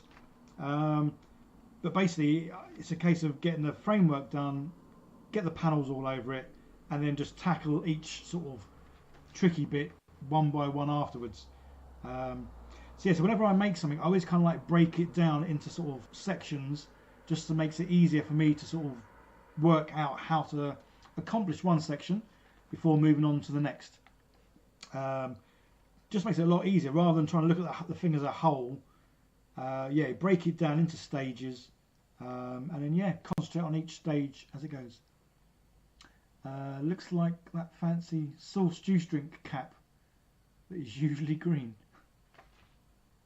Looks like fancy sauce. Okay, I'm not too sure what I've missed, or I'm just being a bit dumb. Right, let's make some wings. Let's say, so these are going to be fairly simple because it's just going to be like a triangle a bit coming off.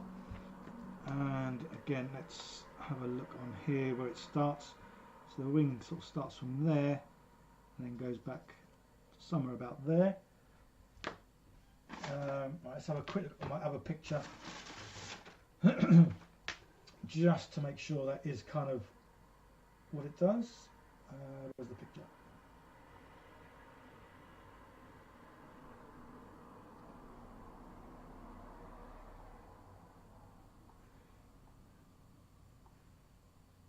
Yeah, so this is the other picture that obviously Squidmar's got. So this is quite a nice one to see a bit more what's going on top, which is pretty cool.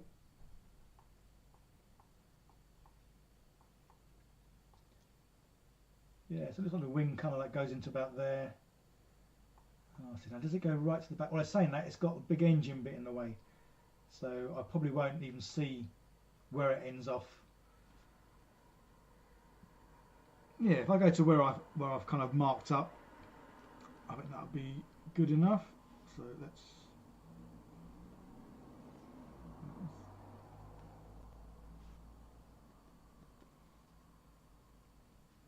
So on that side, it's there.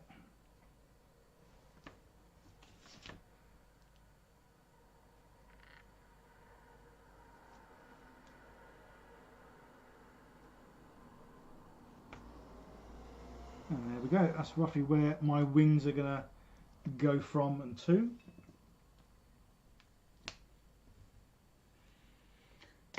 Could use it as an airship for D&D later.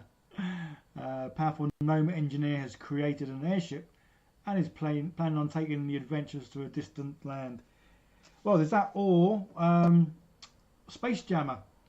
Is it Space Jammer? I think that sounds right. I'm not too sure. But yeah, D&D, I'm sure it's Space Jammer. Space Hammer? Oh, I don't know, someone might know. But yeah, D&D goes to space, basically. Trying to think of an easy way to do the engine intake. The turbine parts, easy once you've got a cone and a collar piece. Yeah, making the outside of the engines isn't going to be too bad, because it will just be a case of the panels wrapped around something. Oh, let's move that picture out of the way. You can't see what I'm pointing at. Yeah, so most of this is just going to be a cone made out of a sprue panel, and then just obviously thin wiry bits I can make out of sprue goo. It is just that front bit that's obviously the inside of it, having the turbine or propeller, whatever it is, will be a little bit tricky. So that'll be easier to print that and then make a mould of that and then use sprue goo.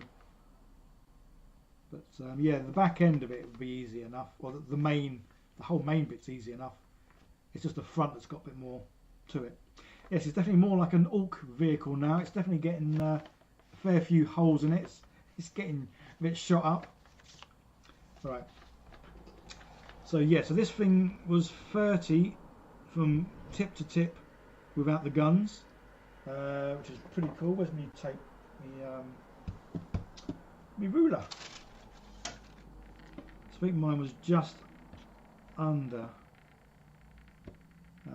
Yeah, about 3-4 mil under, which say isn't too bad.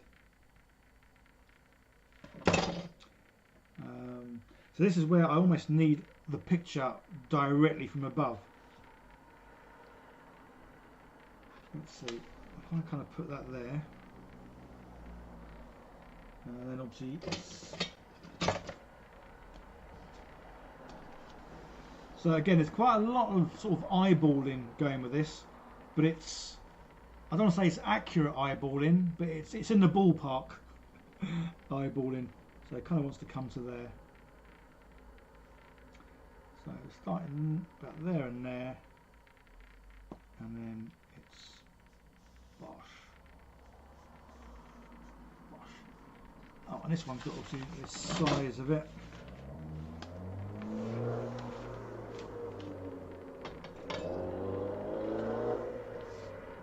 Yeah, so I think next time I make something, I think rather than thinking of what to make and then going and looking, see if I can find any dimensions, I might just go straight online and look for Warhammer building plans and see what pops up.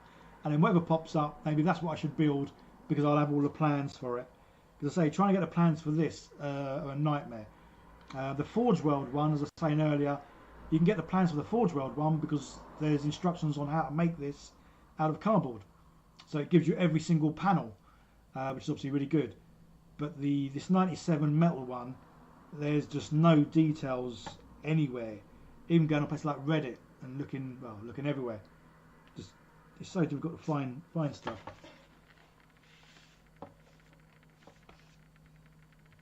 Right, so it's kind of that. About 40. A little bit bigger.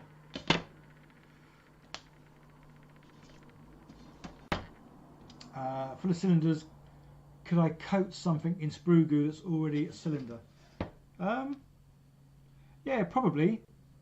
But it's easier to roll out the flat panels while it's still in the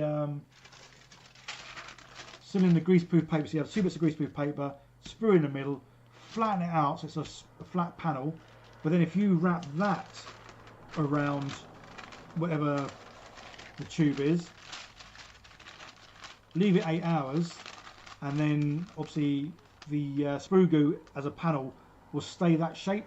So even when you like take this off, you're still left with the round cylindrical sprue goo panel, which obviously works really well. So yeah, it's good to see lots of you guys still here, and it's good to see the Pizza Loving Girl is still here. Yeah, I hope you guys are all having fun doing whatever it is you are doing. Just sitting, chilling, having a coffee, having a wine. Yeah, whatever it is you're doing, I hope you're having fun. I was going to say the old, what's that, push pop candy tubes. I don't know if they even made. Yeah, I think the Smarties tubes. Although I don't know if they do tubes anymore, because I know my daughter likes the Smarties and she gets them, but they're like hexagonal as opposed to being cylindrical. Although I'm sure I have got like the old tin foil rolls. That's like a hard centre tube in that. That might be about right for this. It might be too big, I'm not sure. Well, they're saying that the good thing is when you put it round whatever tube it is, you can still adjust the size of it to make it bigger or smaller. So yes, I think I probably am going to use one of the tubes from the old aluminium foil, just because they're nice and solid and hard tubes. So I'll wrap it around that for that. So that'd be quite cool. Dark Soul, love scratch building, just terrible at it. Well, the thing is though, whenever you make something, it doesn't have to be amazing. I think a lot of the stuff, if you have fun making it, then that's the whole point. It doesn't really matter. Obviously you want it to come out looking good, but if it doesn't, but you enjoyed the process, then that's half the fun. It's like painting. I mean, I have got better, but I've still not got great. I'm a very medium kind of painter. But for a long time, I was a very crap painter. But I used to hate painting, like miniatures or anything. I used to hate painting because I knew it wouldn't come out well. And then I watched, what's this called? I've forgotten his name. It's someone I used to watch who paints, and he said the best thing you can do is when you paint something, just don't care. Just have fun, don't care. Don't try and do a good job, just have fun. So I then started painting differently, because I always used to paint thinking I want this to be good. And you almost put too much pressure on yourself, unless you are good and it comes naturally. So yes, I stopped caring, and I painted to have fun, irrespective of how it came out. And all of a sudden my painting started getting better because I was caring less and having fun. So I think the same can be said with scratch building. Care less, have fun, and whatever happens, happens. But yeah, I still can't think of who it was. Midwinter Minis. Is that his name? Midwinter Minis? Doesn't sound right. Midwinter. You know who I mean. Yeah, it was one of his videos of him painting that I watched, and he just said, just don't care, just have fun. It wasn't Brent. No, Brent I like watching. He's a very good painter. But yeah, I think it was Midwinter Minis. That sounds right. It was a long time ago. Right. Anyway, getting back to the waffling and not doing anything. Although I'm kind of pleased with how it's come on. There's a bit more done. Obviously, still doesn't really look like what it's meant to look like yet, but that's fine. Yeah, so the wing bits. Let's have another look at the other picture I've got of the wing.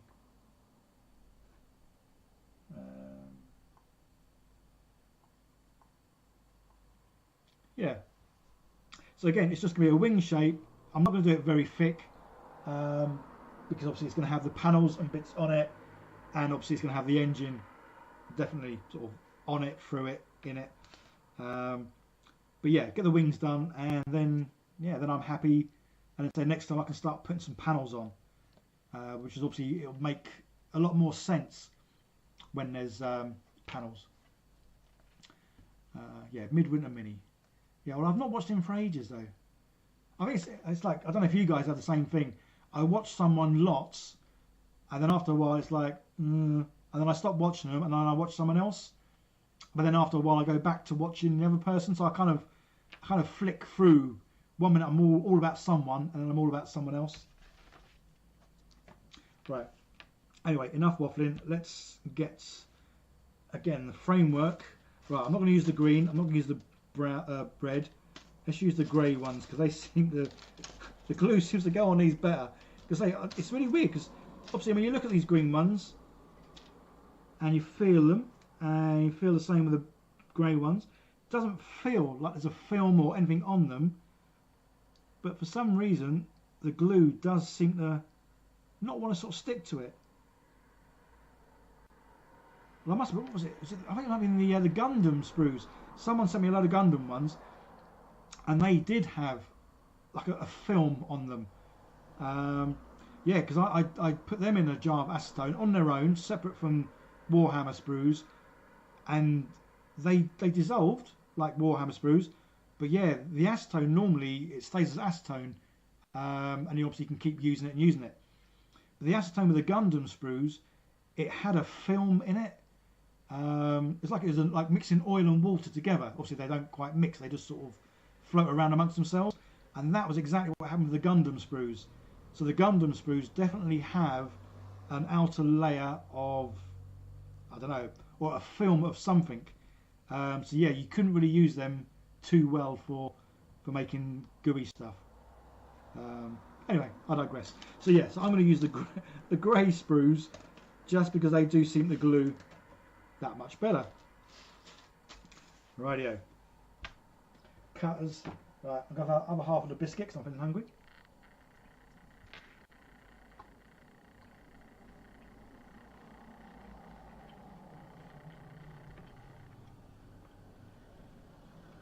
That's handy.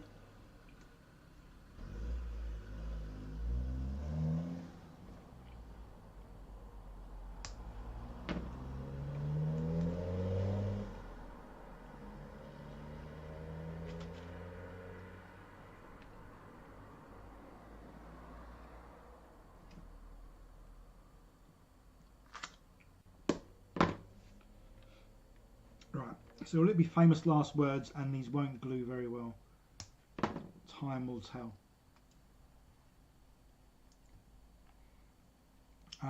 Oh, the pizza loving gal is on the red wine. Yeah, don't blame you. Have you had a tough day in the office?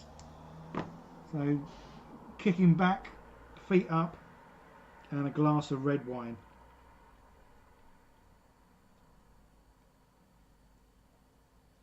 Right, that looks about right. I think it's whatever they do to pre-prime. Oh, okay. So the paint sticks to them better. Maybe. Oh yeah, if I took a file and sanded these down a bit, again, yeah. I mean, whenever you use glue or paint, the edges, yeah, they're better off being a little bit rough to obviously key the paint or the glue. So yeah, so having these just directly as they are certainly isn't the best for gluing. But it's like one of those, like anything, how much time do you want to spend doing something? I'm like, all of these could be sanded down. Obviously I've cut off all the nibbly knobbly bits, but they're still as rough as a badger's butt. So yeah, I could get a bit of sandpaper, smooth them down. Obviously it would put a nice bit of key into the smoother bits, so they definitely would glue a whole lot quicker and a whole lot easier. But then obviously you're taking a lot more time to sand down each one of these, as well as the time to clean up the mess made from sanding them down. And so because of this is, I mean, if this was on show, then that's what I would do. I don't know if you guys have seen the TIE Fighter that I made out of sprues. And on the wings, I got the sprues and they're like laid out next to each other. Every one of these I sanded down so it was as smooth as anything. And it took forever. But the end result looked really good because these were seen. But because these are all inside a framework that's going to obviously have sprue panels over the top, as much as obviously I want it to look good and it to do its job, it doesn't need to be that perfect because it's not going to be seen. Its main purpose is to make sure that the structure is nice and strong. Obviously it's the shape that I need, and that's kind of it. So that's why if these sprues were going to be seen, I would sand them down nice and smooth. These ones aren't, so there you go. Hope you enjoyed that bit of waffling. Andre, you got sidetracked. What do you get sidetracked with? Anything nice? You haven't missed much. All I'm doing is I'm going to make the rest of the little bits with the grey sprues, just because they seem, fingers crossed, to actually stick to each other a whole lot better. Right, so this thing I've just made, I just need to make 4 of these, because obviously there's going to be 2 on top one side, 2 on top the other side. So yeah, if I just make them all the same, then obviously it'll look, well, all the same. Right, how are we doing on time? So I always get sidetracked to pick up the timers. Come up to 10. Oh, that's cool. Yeah, because I think about 10:30ish. Well, basically I want to get both of these wings glued, attached, and then I'm going to call it job done. So yeah, so I reckon about another half hour ish, obviously depending on the glue situation, but yeah, half hour should do. Let's come back a little bit and we can go there. Again, I'm not going to film these bits, but I probably will film me just gluing these on. Yeah, so that's the reason why I quite like doing the live streams, just so you guys can see just how much goes into building something. Because obviously this video, when it comes out, it will literally be about 14-15 minutes, like from start to finish, including all the painting and all the rest of it. But obviously, yeah, 14-15 minute video that actually takes, don't know, 20 hours, 30 hours maybe.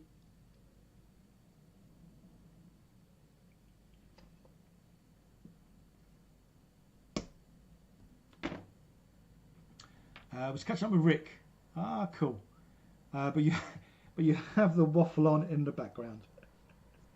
That's good to hear. I don't want you missing out on all the waffle. So we'll be asking questions later. Oh yeah, something I've not asked. If you haven't already, if you can click the thumbs up button, that would be awesome. Obviously, if you're not enjoying this, don't click it. But if you are enjoying it, then yeah, I'd love it if you can click the thumbs up button, just because it sort of tells YouTube that well, we're kind of having fun watching this.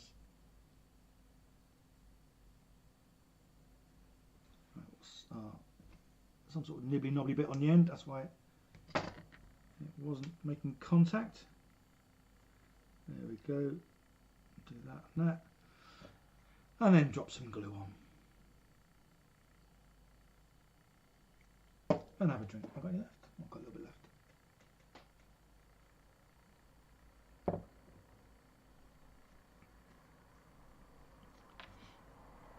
left. You can't click it twice. Oh, you need to make more accounts. If you each had about 12 accounts, that would be awesome. That would certainly get a shed load of thumbs up. Right, well, while that one's over there, might as well use this one and just copy it.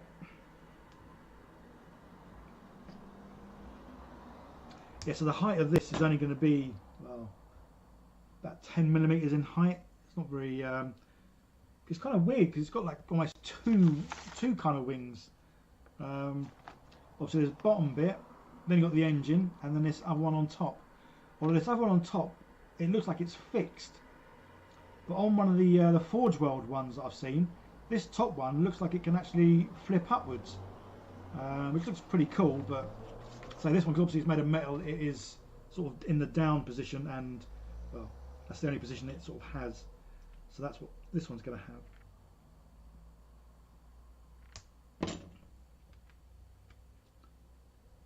I'll make another one of those.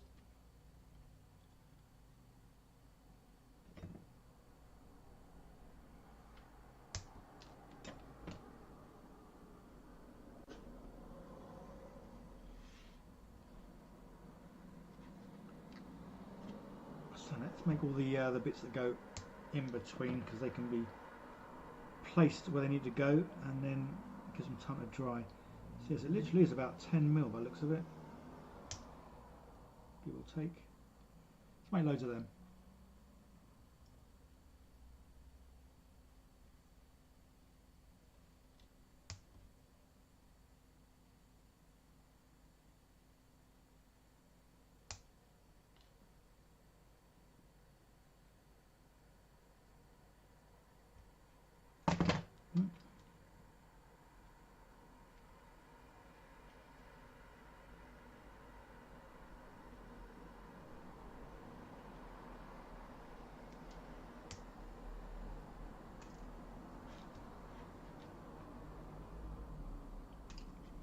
Well, the good old nibbly knobbly box is filling up nicely. As I say, later on what I do with all the so with all these bits later on, so these were all bits that were chopped up earlier when I was, say, taking the nibbly knobbly bits off the sprues.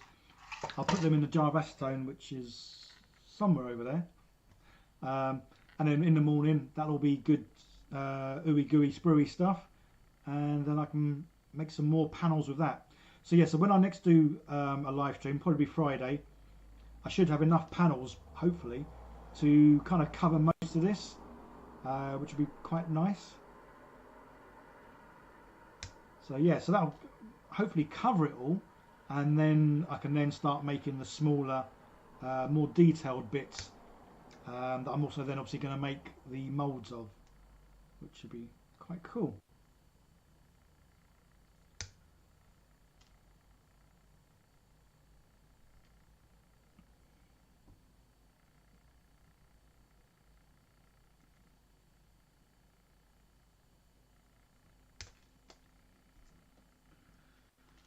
Right, as this other one, oh, dried.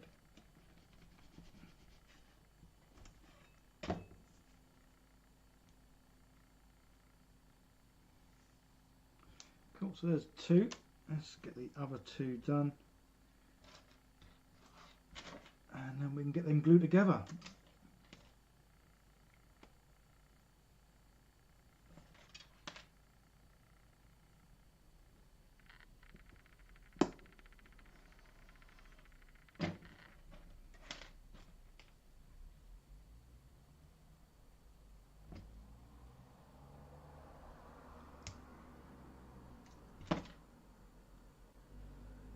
So guys, I can't remember, did you answer the question about whether or not you'd want sort of background music playing, just so when I'm not talking there is still well, a little bit of sound? So I know when I used to live stream, I'm sure I used to have background music playing.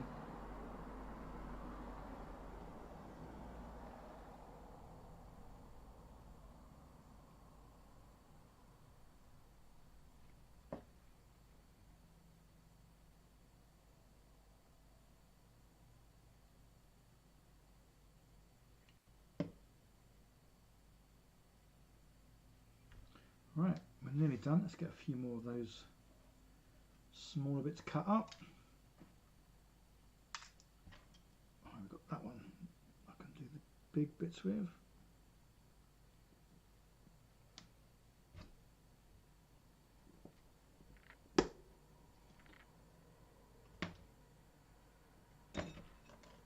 Oh, that was handy. That's the last long bit.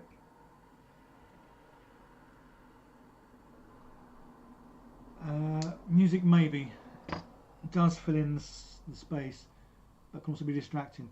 I would have it so it was super quiet. Yeah, I'd have it so it's super quiet, so you'd literally only hear it. Well, you'd barely hear it when I'm talking, but then obviously then you would hear it when I'm not talking.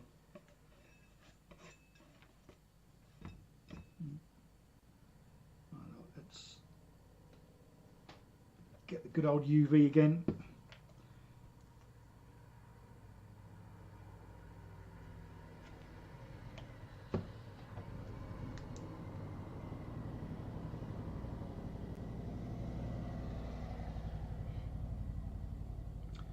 Rick's here for the waffling, not the music. So the thing is though, when I I think because yesterday was obviously the first stream I've done in ages, and I think I did waffle quite a lot. But today, I think because I wanted to try and get quite a bit done, more so because I know my next live stream, say if I can, I'll do some Friday, but say because I've got to edit the video that I'm currently working on for Friday, there's a fair chance my next live stream won't be until next week. I think that's why I would then thought, well, tonight I'll concentrate and actually try and get some work done. But obviously when I try and get some work done, I tend to waffle less because my face is trying to concentrate. But yeah, I need to try and find a happy medium of just the right amount of waffle, but still getting the job done. Well, it's kind of difficult because that's the whole thing with waffling. You go off at a tangent, you stop doing things because your brain's just sort of disengaged, and it's yeah, it goes off to its own little wibbly wobbly place. Right, one more bit, which is it these? That one looks about right. That looks right. It's not that. Must be that. And I think I'm just going to go straight in with the UV stuff.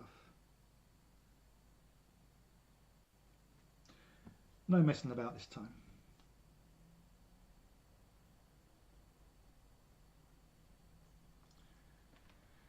Andre, I don't need music. When you had it in the past, you barely noticed it anyway. Yeah, well, I'll say, I think because I generally do talk quite a lot when I'm doing these streams. But I just feel like tonight I've noticed myself, I think because obviously when I'm not talking, it's very quiet here for me.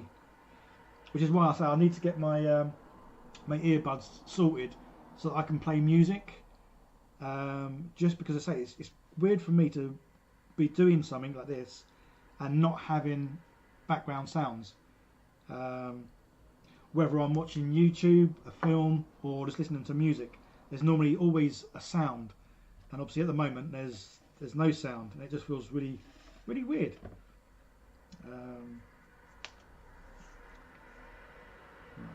We'll leave that actually on there, and we'll have a go. We'll have a go with some glue first, see how it goes. So definitely at the end and the beginning, and let's do 2 lots in between. Hope that should be enough of these little things. The light Lord, I prefer no music since everyone has different tastes in music. Also, not all music can be streamed without copyright.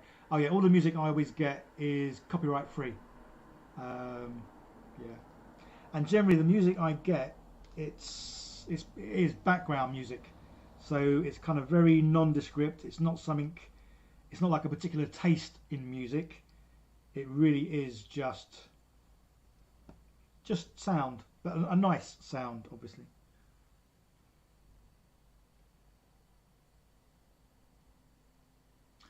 Talk a lot, you hadn't noticed, no. But so I know yesterday I was waffling lots. So I mean yesterday, I'm sure I'd been going for about an hour, and all I had done was cut up some sprues, as in cut off nibbly knobbly bits. I don't think I actually started assembling the framework until at least an hour, maybe an hour and a half.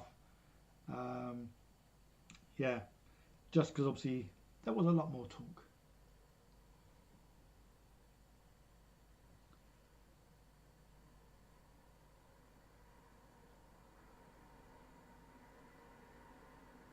Right, well, we'll give them all a second. I shall cut up some more supports ready for the other one. Oh, the glue's gone through, but it's stuck to my desk a little bit.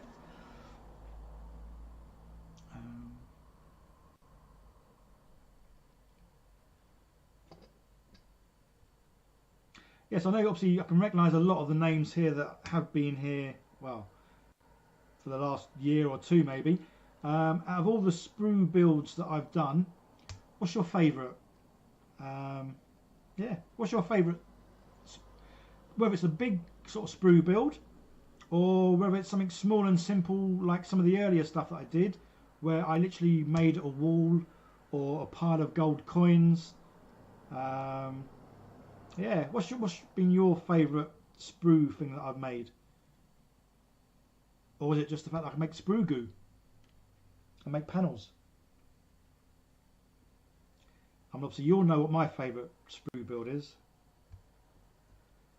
How many do I need? 1, 2, 8. 1, 2, 3, 4, 5, 6. Is that one? 7. Alright, just one more. Cool. Yeah, so obviously my favourite sprue build is the hamburger. But what's your favourite thing that I've done? Right, let's get the other one and do the same. So one at either end, and then break up into 2 bits.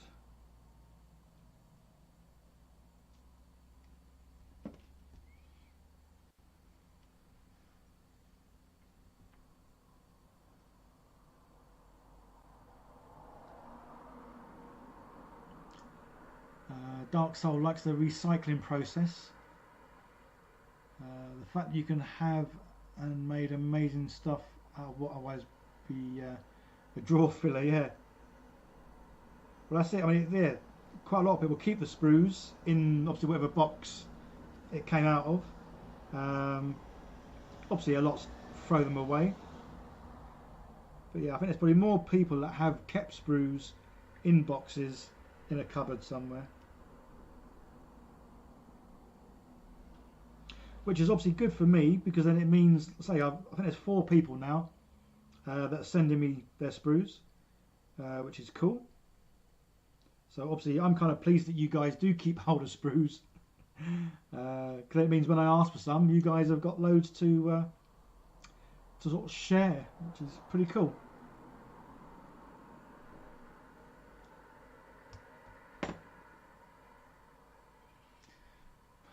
So we've got the stomper. Yeah, so I did it. I really enjoyed making the stomper, just because it was quite large.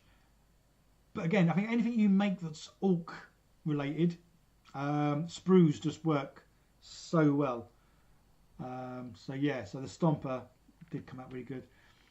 The burger and the second unclean one. Ah, cool. Yeah, because I think the first unclean one, it wasn't entirely all sprues, because it was made with like polystyrene balls in the centre. Because obviously that was my first ever video, the first unclean one. That was my first video using sprue goo. Just because obviously you put it on something and it just, well, it sort of sinks down and looks really, really cool. The orc plane. Yeah, again, yeah, obviously I love orcs, so yeah, as soon as you mention orc, I'm going to like whatever it is. The gold was helpful, but you like the war rig. Yeah, again, that's the other one I liked. But it's funny because that war rig that I made, again, I made that obviously purely by getting loads and loads of sprues cut like this, sanded them all down, and then glued them all together to make the panels. So obviously I did that before realising that I could roll out the sprue goo and make panels.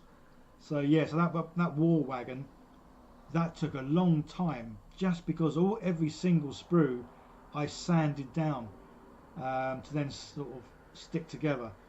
If I'd made that out of panels, that'd have been so much quicker, because again, that was made like this. I made a frame, but then rather than putting panels on it, I got sprues and put loads of them on it. But yeah, I enjoyed making that. I've still got that, which is somewhere. Yeah, the Orc battle wagon. Rick, just about anything. So does that mean you like everything except the hamburger? Just because it's not a Warhammer thing? Could be a Warhammer burger. Because I had thought about getting the burger, putting wheels on it, cutting out something in the centre or the top, and then putting an orc in there driving it. So he's driving the burger. Dark Souls only recently started throwing sprues away. Ah, I got a huge box and several old Battle Force boxes full. Yeah, so it's worth trying to do something with them, or sending them my way. Obviously, I don't mind which. Right, let's try and make sure these are off. Cool, because I mean, what I'm going to do is I'm going to put them on some tracing paper, And then I'm going to film this next little bit, just because I haven't filmed any bits for a while. And hopefully these will kind of line up ish. Yeah, isn't too bad. Doesn't look too bad either. Right, cool. So again, let's make sure. Yeah, the camera's pretty cool there. Right, let's start filming.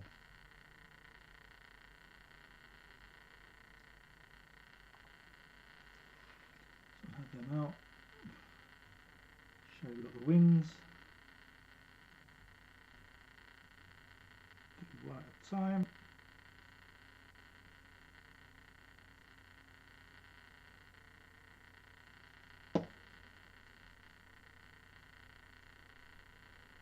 Yeah, so the bits I'm filming obviously don't have any of the overlays on. Obviously, they don't have me on them. It's purely what you see in the background is what I'm filming.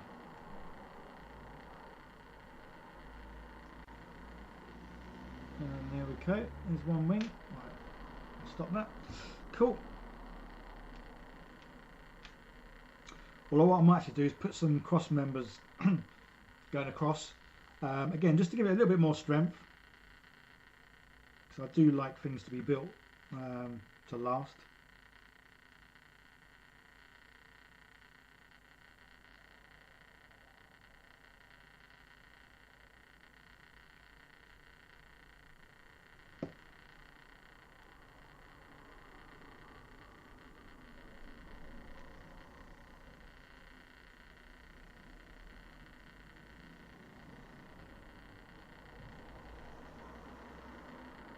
Oh, I'm stuck to my finger. But yes, it definitely seems like those green sprues are coated in something that does make them a little bit harder to glue. Because obviously these grey ones are, well, have glued normally. So yes, I think what I might do is whenever if I have, well, no, I don't think I've got any more now. But I think these green and red sprues are going to go in to be made into sprue goo, just because obviously they are a bit of a pain to to stick to each other. So yes, if you guys are making anything, there we go. I might actually mention this when I make this video, if I remember, to make some sort of comment about how difficult it is to glue these green ones, because they must be coated in something that obviously the grey ones aren't. Just because the grey ones, well, have glued nice and easy. Yeah.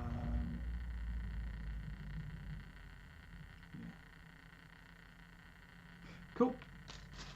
So, although I haven't got many, that being said, yeah, I was going to do the cross members, but I haven't got much or many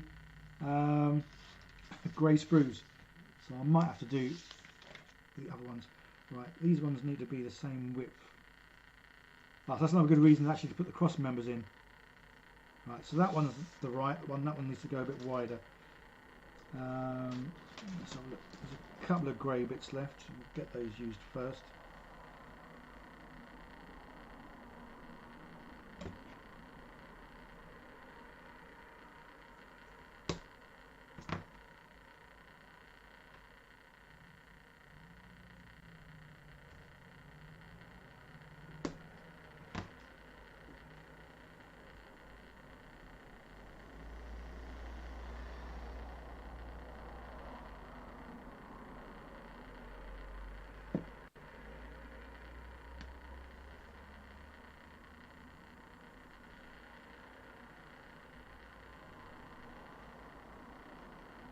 Let's try and cut these at a little bit of an angle.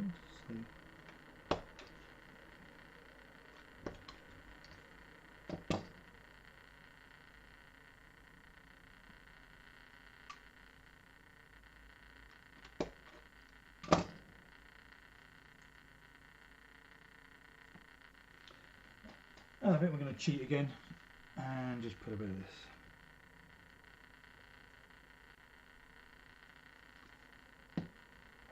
It's that beautiful scaffolding.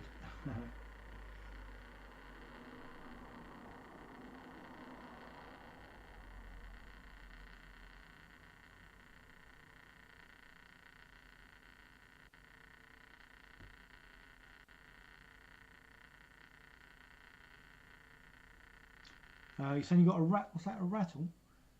That rattle is not on our end.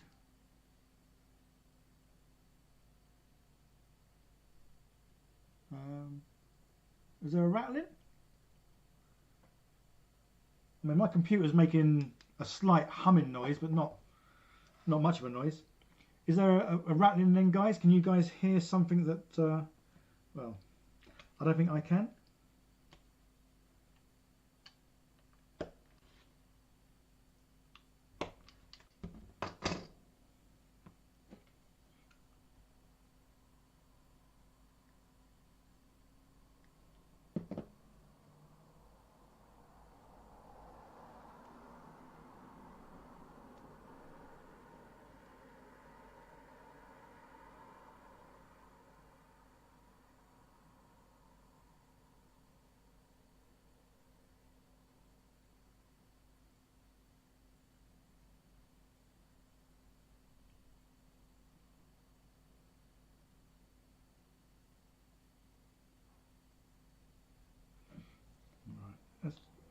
Let's cheat again because it's doesn't seem to want to glue straight away.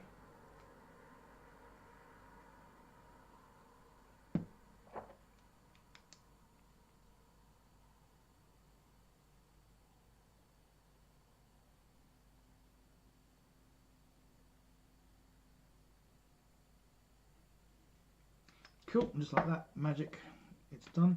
Oh, that's what I'm going to do. Make the same, obviously, size for the other one.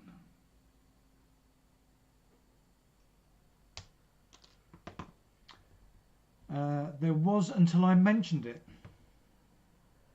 How very bizarre.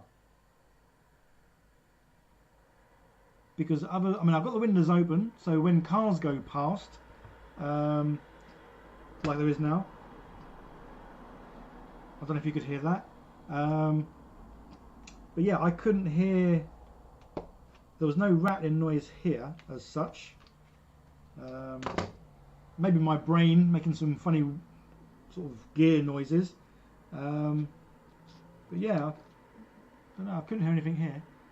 That's bizarre that you're saying that when I mentioned it, it went. Sounded like mic interference, that hazy static sound you get. And it's gone now. Okay. Yeah, I don't know what to say. There was definitely no sound here. But how bizarre.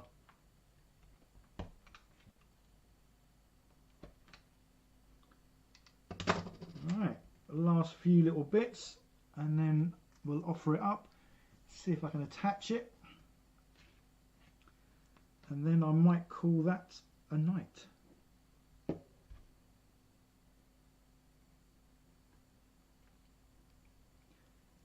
I don't even know why I'm getting that super glue out, because I'm just going to go straight in with the other stuff.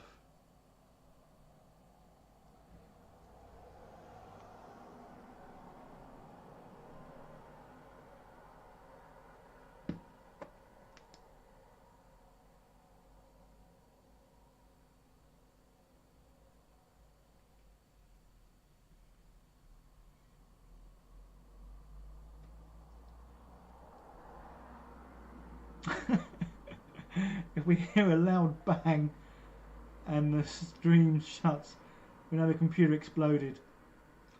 Well, the computer's quiet. I must admit, it's really weird because I've had the computer, I don't know, about 7-8 years, which for me is quite a long time, because I used to get a new computer every 2-3 years, but I've not for, well, about 7-8 years. And this one, say, I think the problem is it still works. Sometimes it can be slow,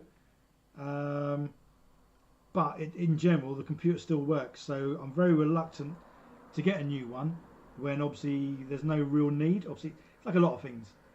You'd like a new one, but do you really need a new one? Because I know my daughter wants this one, so if I do get rid of it, then she'll have it. But yeah, I mean, it's not making a noise that you would hear. So I can just about hear it, but when I'm talking, then I can't hear a thing.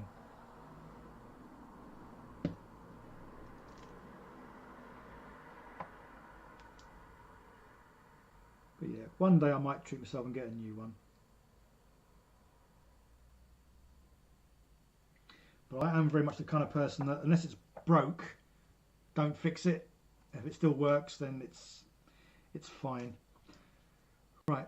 I might see if I can attach this to the thing and then think about putting any cross members in. Because again, like anything, it may or may not need the cross members, because obviously it's going to have part of the engine is going to go on this, as well as obviously the panels and everything else. Rick, dibs on the sprue bug. So you're talking about my demise and then what you guys want, yeah? Okay. Just so I'm clear.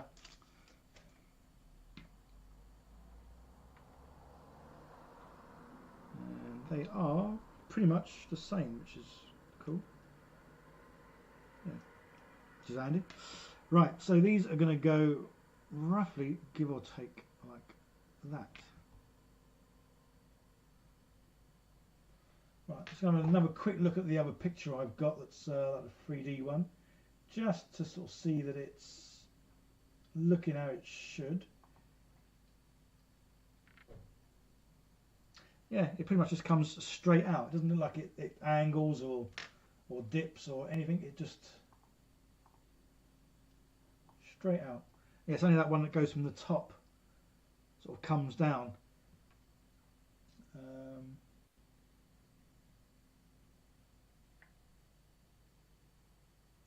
Well, I'm just wondering if I've got this too thick though. I just realised when I put the panel on top of this, obviously it's going to raise it a bit more, whereas it almost looks like this is the thickness it should be. Well, I could possibly put the panel on the inside. Dilemma. Do I cut these bits and make it a bit smaller?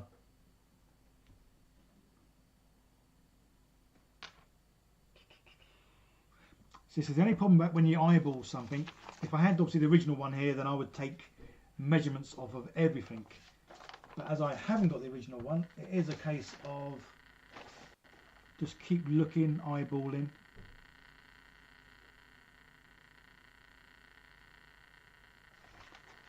Oh, yeah, no, I think it is about this, right?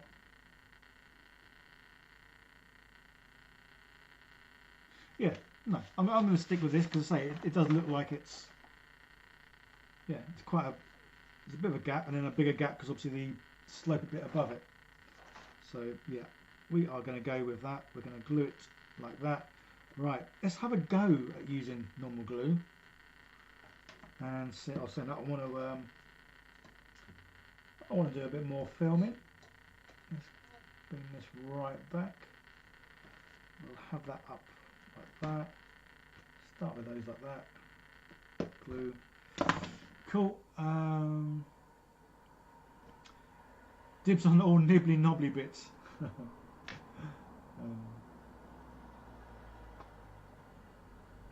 Yeah, fancy doing that, having that in the wheel. I leave all my nibbly knobbly bits. They're like, what? This guy's a bit of a nutter. Right, so we can do that. Let's put loads of glue on.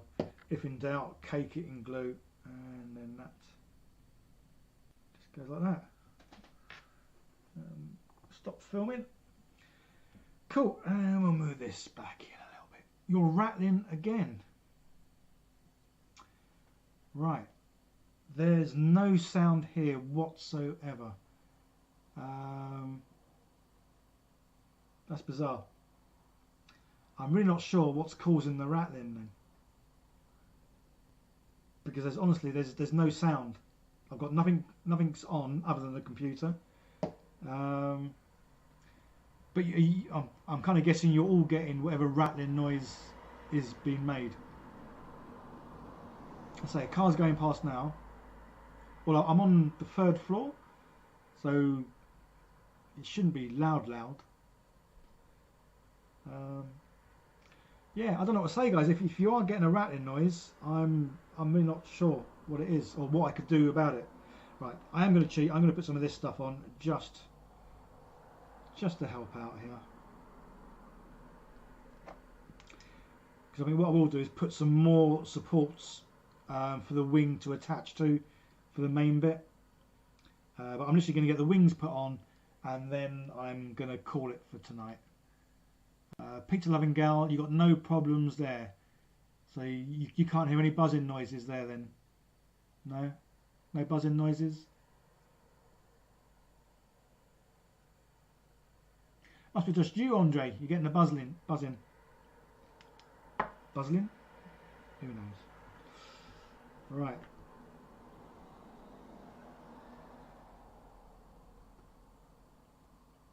I know there's a bit of a gap in there. Let's fill that with this stuff.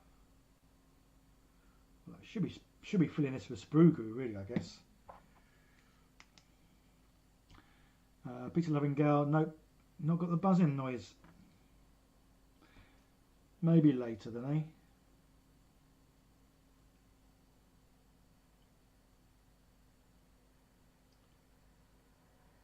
It's gone again, but it was back for a bit. Just when you thought it was safe to go back in the water. Right. Oh no, it's fallen over. Right. Let's put the glue, but I'm going to cheat and use the other stuff as well. And that goes like that. Alan Forbes got to go. Well, thanks for being here, Alan. You're not going to miss much because I literally am finishing off any second. And then I will be having a good old tidy up and I'll be finishing. It's the grots in the computer. It could be. There's probably a little wheel. Well, there's probably loads of wheels in there. And they're just running around like little nutters, keeping the thing going. I say the computer is... Say honestly, for me, a 7-year-old computer is just ancient. I literally used to change it every 2 years, 2-3 years. But obviously times have changed. Money's a little bit tighter. I say the fact that it works.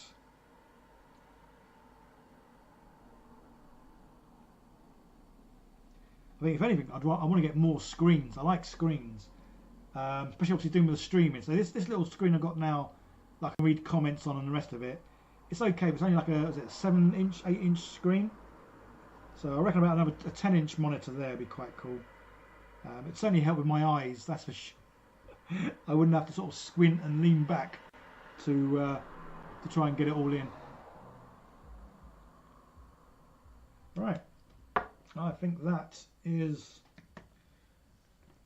well, it's taking shape. It's not bad for about 6 hours work. Oh, pardon me. No, I jest. It's only taken 5 hours. Well, I say a lot of the time, especially yesterday, was cutting these up, which is why I say today I cut these up off camera, just to make things easier and obviously less boring. Because yeah, cutting nibbly knobbly bits is a little bit tedious and yeah, not the most enthralling thing to watch. But yeah. Oh yeah, let's see how big this is, because it's got to be, I think it was 30, wasn't it? I am looking at, oh, about 29. Well, that's not bad actually, because it's 29, but these bits are rounded. So there's going to be about another 3 mil either side. So about another 6 mil on. So what did I say it was? It's 29. So yeah. So yeah, eyeballing, this is going to be about 1 or 2 millimeters shorter than I think it should be. I forgot what it was from the front to back. Oh yeah, no, I was 1 millimeter, wasn't I? Yeah, it was. I was 1 millimeter short of what it should be from there to there, which is pretty cool.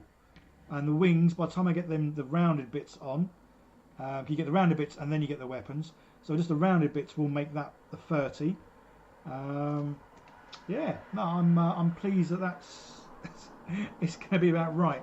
I say there are different sizes. So the Forge World ones, because the only measurement I could find was Forge World, and it was, I think it was 48 long and 44 wide.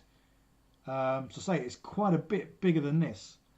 which I like the idea of making something that fits on my desk nicely. And I prefer the look of this one.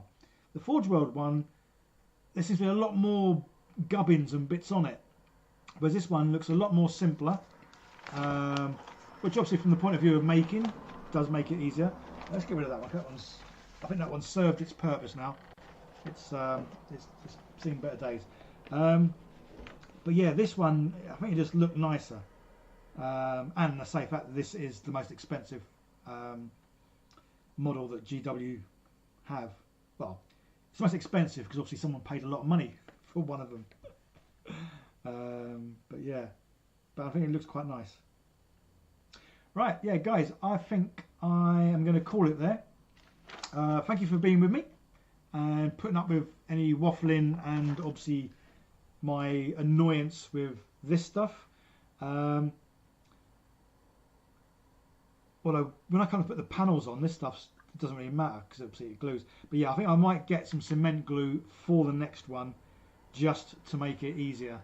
I say the cement glue is, I do prefer working with the cement glue actually, because it doesn't stick your fingers. So if you do get it on your fingers, it doesn't do anything. It's just a bit slimy. Obviously you get a wet wipe, comes off. But obviously the cement glue on plastic, obviously because it burns into it, doesn't it? And that's why you get a real good contact, because it almost melts a bit of plastic onto another bit of plastic, which is why you get good contact, and obviously it works rather well. Oh, I didn't do the little bit at the top there. We can do that another time. But yeah, no, I'm pleased with what I've got done so far, because it does look like it could be a spaceship, which is kind of handy. What's that? The Thunderhawk runs for roughly, oh yeah, the metal ones, yeah, unless it's the Squidmar one, and then it's I think it was £26,500, which was just insane. Because I think he paid about 3,000-4,000 for his one. So yeah, so he had quite a good markup. I wouldn't mind buying something for 3-4 grand and then selling it for 26. That would be yeah, that'd be quite a nice way of earning some money. Right, anyway, I'm going to start waffling. I'm going to finish it there, guys. So thanks for being here. Obviously keeping me company and hitting likes and all the rest of it. Yeah, I'm going to go. I say the chances are maybe Friday morning there might be a live stream. It all depends. I need to get the other video finished just so I can upload that Friday. But if not, it will be either Monday morning, maybe Monday evening next week. Anyway, you guys all have fun. I will see you all later. Well, you'll see me because obviously I don't get to see you. But yeah, have a great week, guys. Enjoy whatever you do. I'm going to try and click a button like that. Oh yeah, I still need to get the leaving stream rather than this one saying I'm going to start soon, because obviously I'm not starting, I am finishing. Anyway, I'm waffling, guys. You all take care, and I'll see you in the next one. Bye for now.